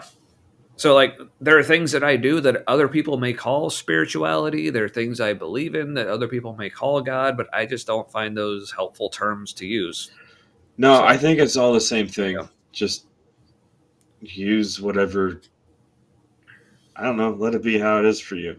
Yeah. So I guess my thing is like, if you want to call what I believe in like spirituality or God or whatever, fine. But what my problem is, Oh, you because talking I about ask me? them, no, not you, Oh, just okay. like whoever, or if it is you, if you want to call No, it that, I I don't wouldn't care. do that. No, I my wouldn't do that problem to only you. comes with like the.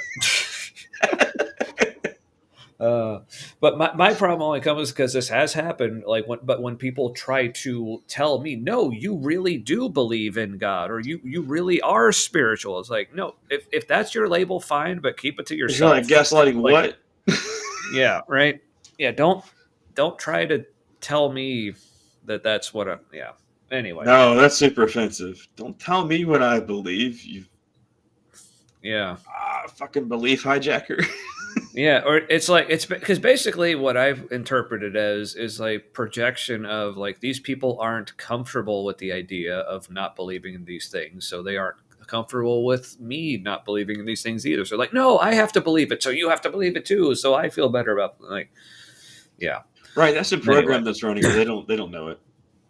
right, yeah, because again, like the people I haven't that I'm thinking of like specifically like they absolutely were not at all trying to be like offensive or Yeah, anything. Like they yeah, were like they thought like, oh, this is like a good thing to say right now, and I'm just like, I see what you're saying, but just stop, please.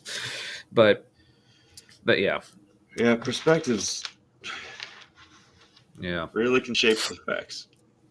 yeah. Man, well, I'm feeling like my brain is nearing the end of its usefulness in any kind of a conversation. But yeah, so thanks for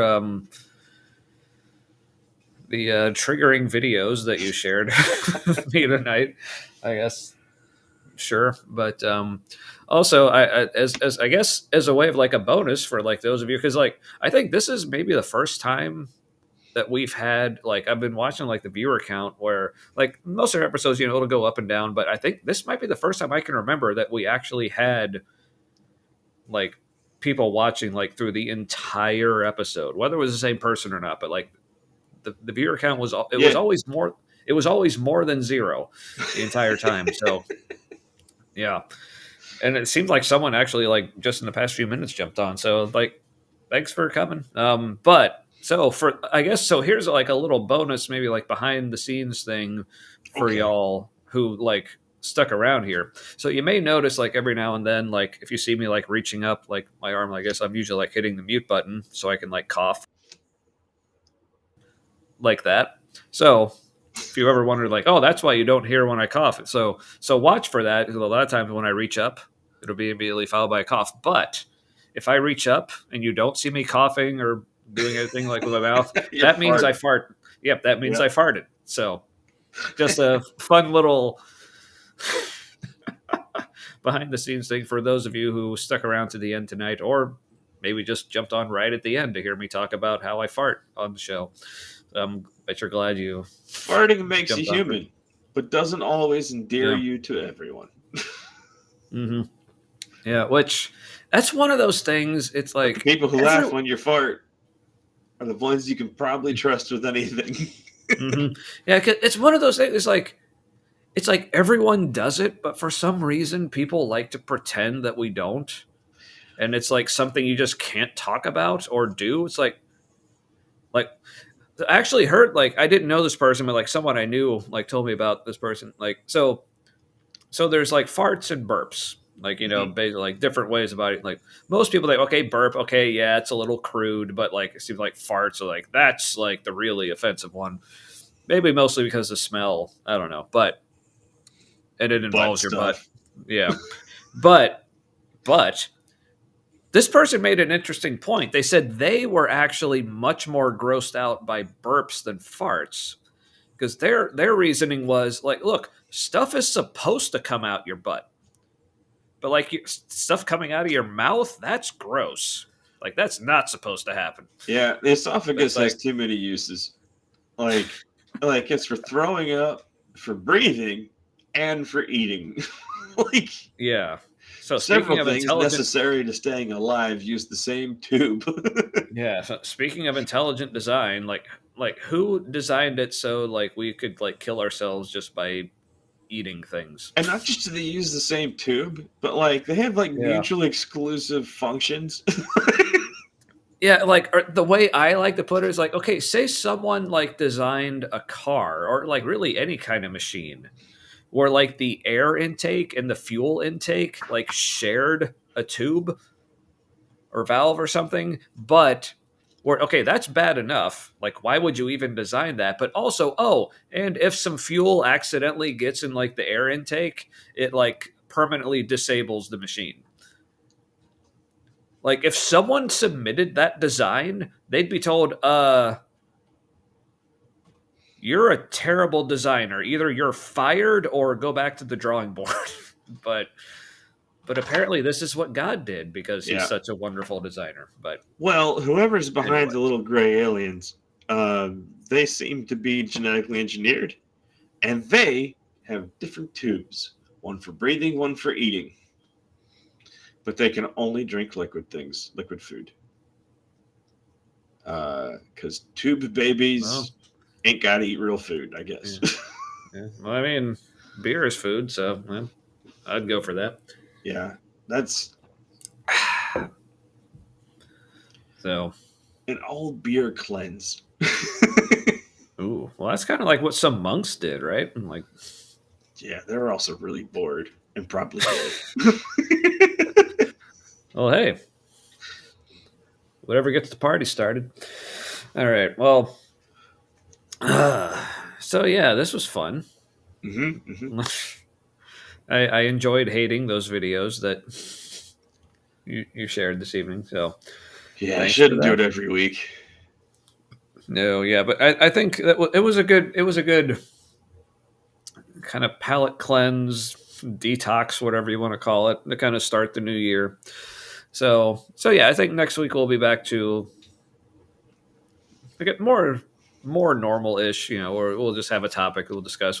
I think we still like the whole like first drink, second drink like format to try to stay more like topic focused on the first hour and a half, and then like have the second part be more this. I'll send you a link to that Moloch game theory thing. It was kind of terrifying, kind of brilliant, and also freeing in a way. Yeah, the best things are. But like that, I'm sure that'll provoke some stuff. I love to be provoked. All right. Yeah, and like I said, also like hopefully having some more guests. Like I think pretty much every guest we've had on, we'd love to have again. Also, I have in mind some other guests like that we haven't had on. Definitely want to have on, but yeah. Or again, we're always open to like any like viewer who's like, if you just like what we do here, if you think we'd be fun people to talk to, like reach out. Yeah. Like what's your what's your deal? What's going on in your head? Yeah. With all the spiritual or not. Yeah. Yeah, because the way we like when we do have guests, obviously, like we give them their time to like kind of talk about themselves, like by way of like introduction, so people get to know them. But basically, like when we have people on, we just treat you like just another host. Like it's just you're just part of the conversations. We are driving it as much as we are, and yeah, and or it'll if be you different too, because like the conversation is Yeah. different based on who's in it. So yeah. Mhm. it will be whatever you've seen here with a little bit of you. Yeah. So if that sounds appealing to you, yeah, reach out. You can reach us on we're on Facebook, YouTube, Twitch now as well. I don't know how you communicate with people on Twitch. I still don't quite understand how Twitch works. I just know jerk at 'em. I don't know. we're on it. Yeah. All I know is so far, like we've got some comments from Twitch, but they're all like spam bots that I've had to block. So, but hey, at least it means it's working. So, got somebody's attention. Or like we do have an email address here. Let's see if like I can actually remember what it is. Oh yeah, it's thehumanitylive@gmail.com. So here, let's see if I can like put that in a thing. Bump in a thing. Oh yes, I can. Yeah. The humanity. Where did you used to do that?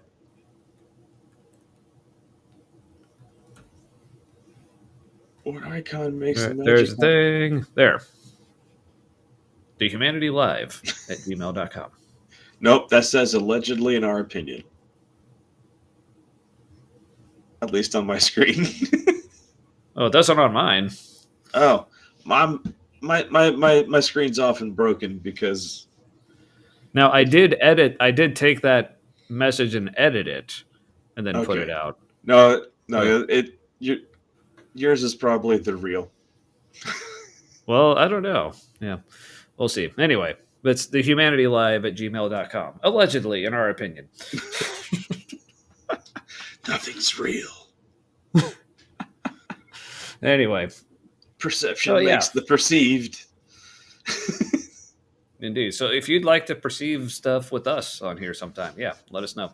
Anyway, other than that, any parting words, thoughts, farts, whatever you got? Too many farts lately. May your things and stuff be forever with your people. Yes. Oh, sorry. I got to pull stuff back up. Yes. Thanks again, everybody. And we'll see you back here next week. Good night.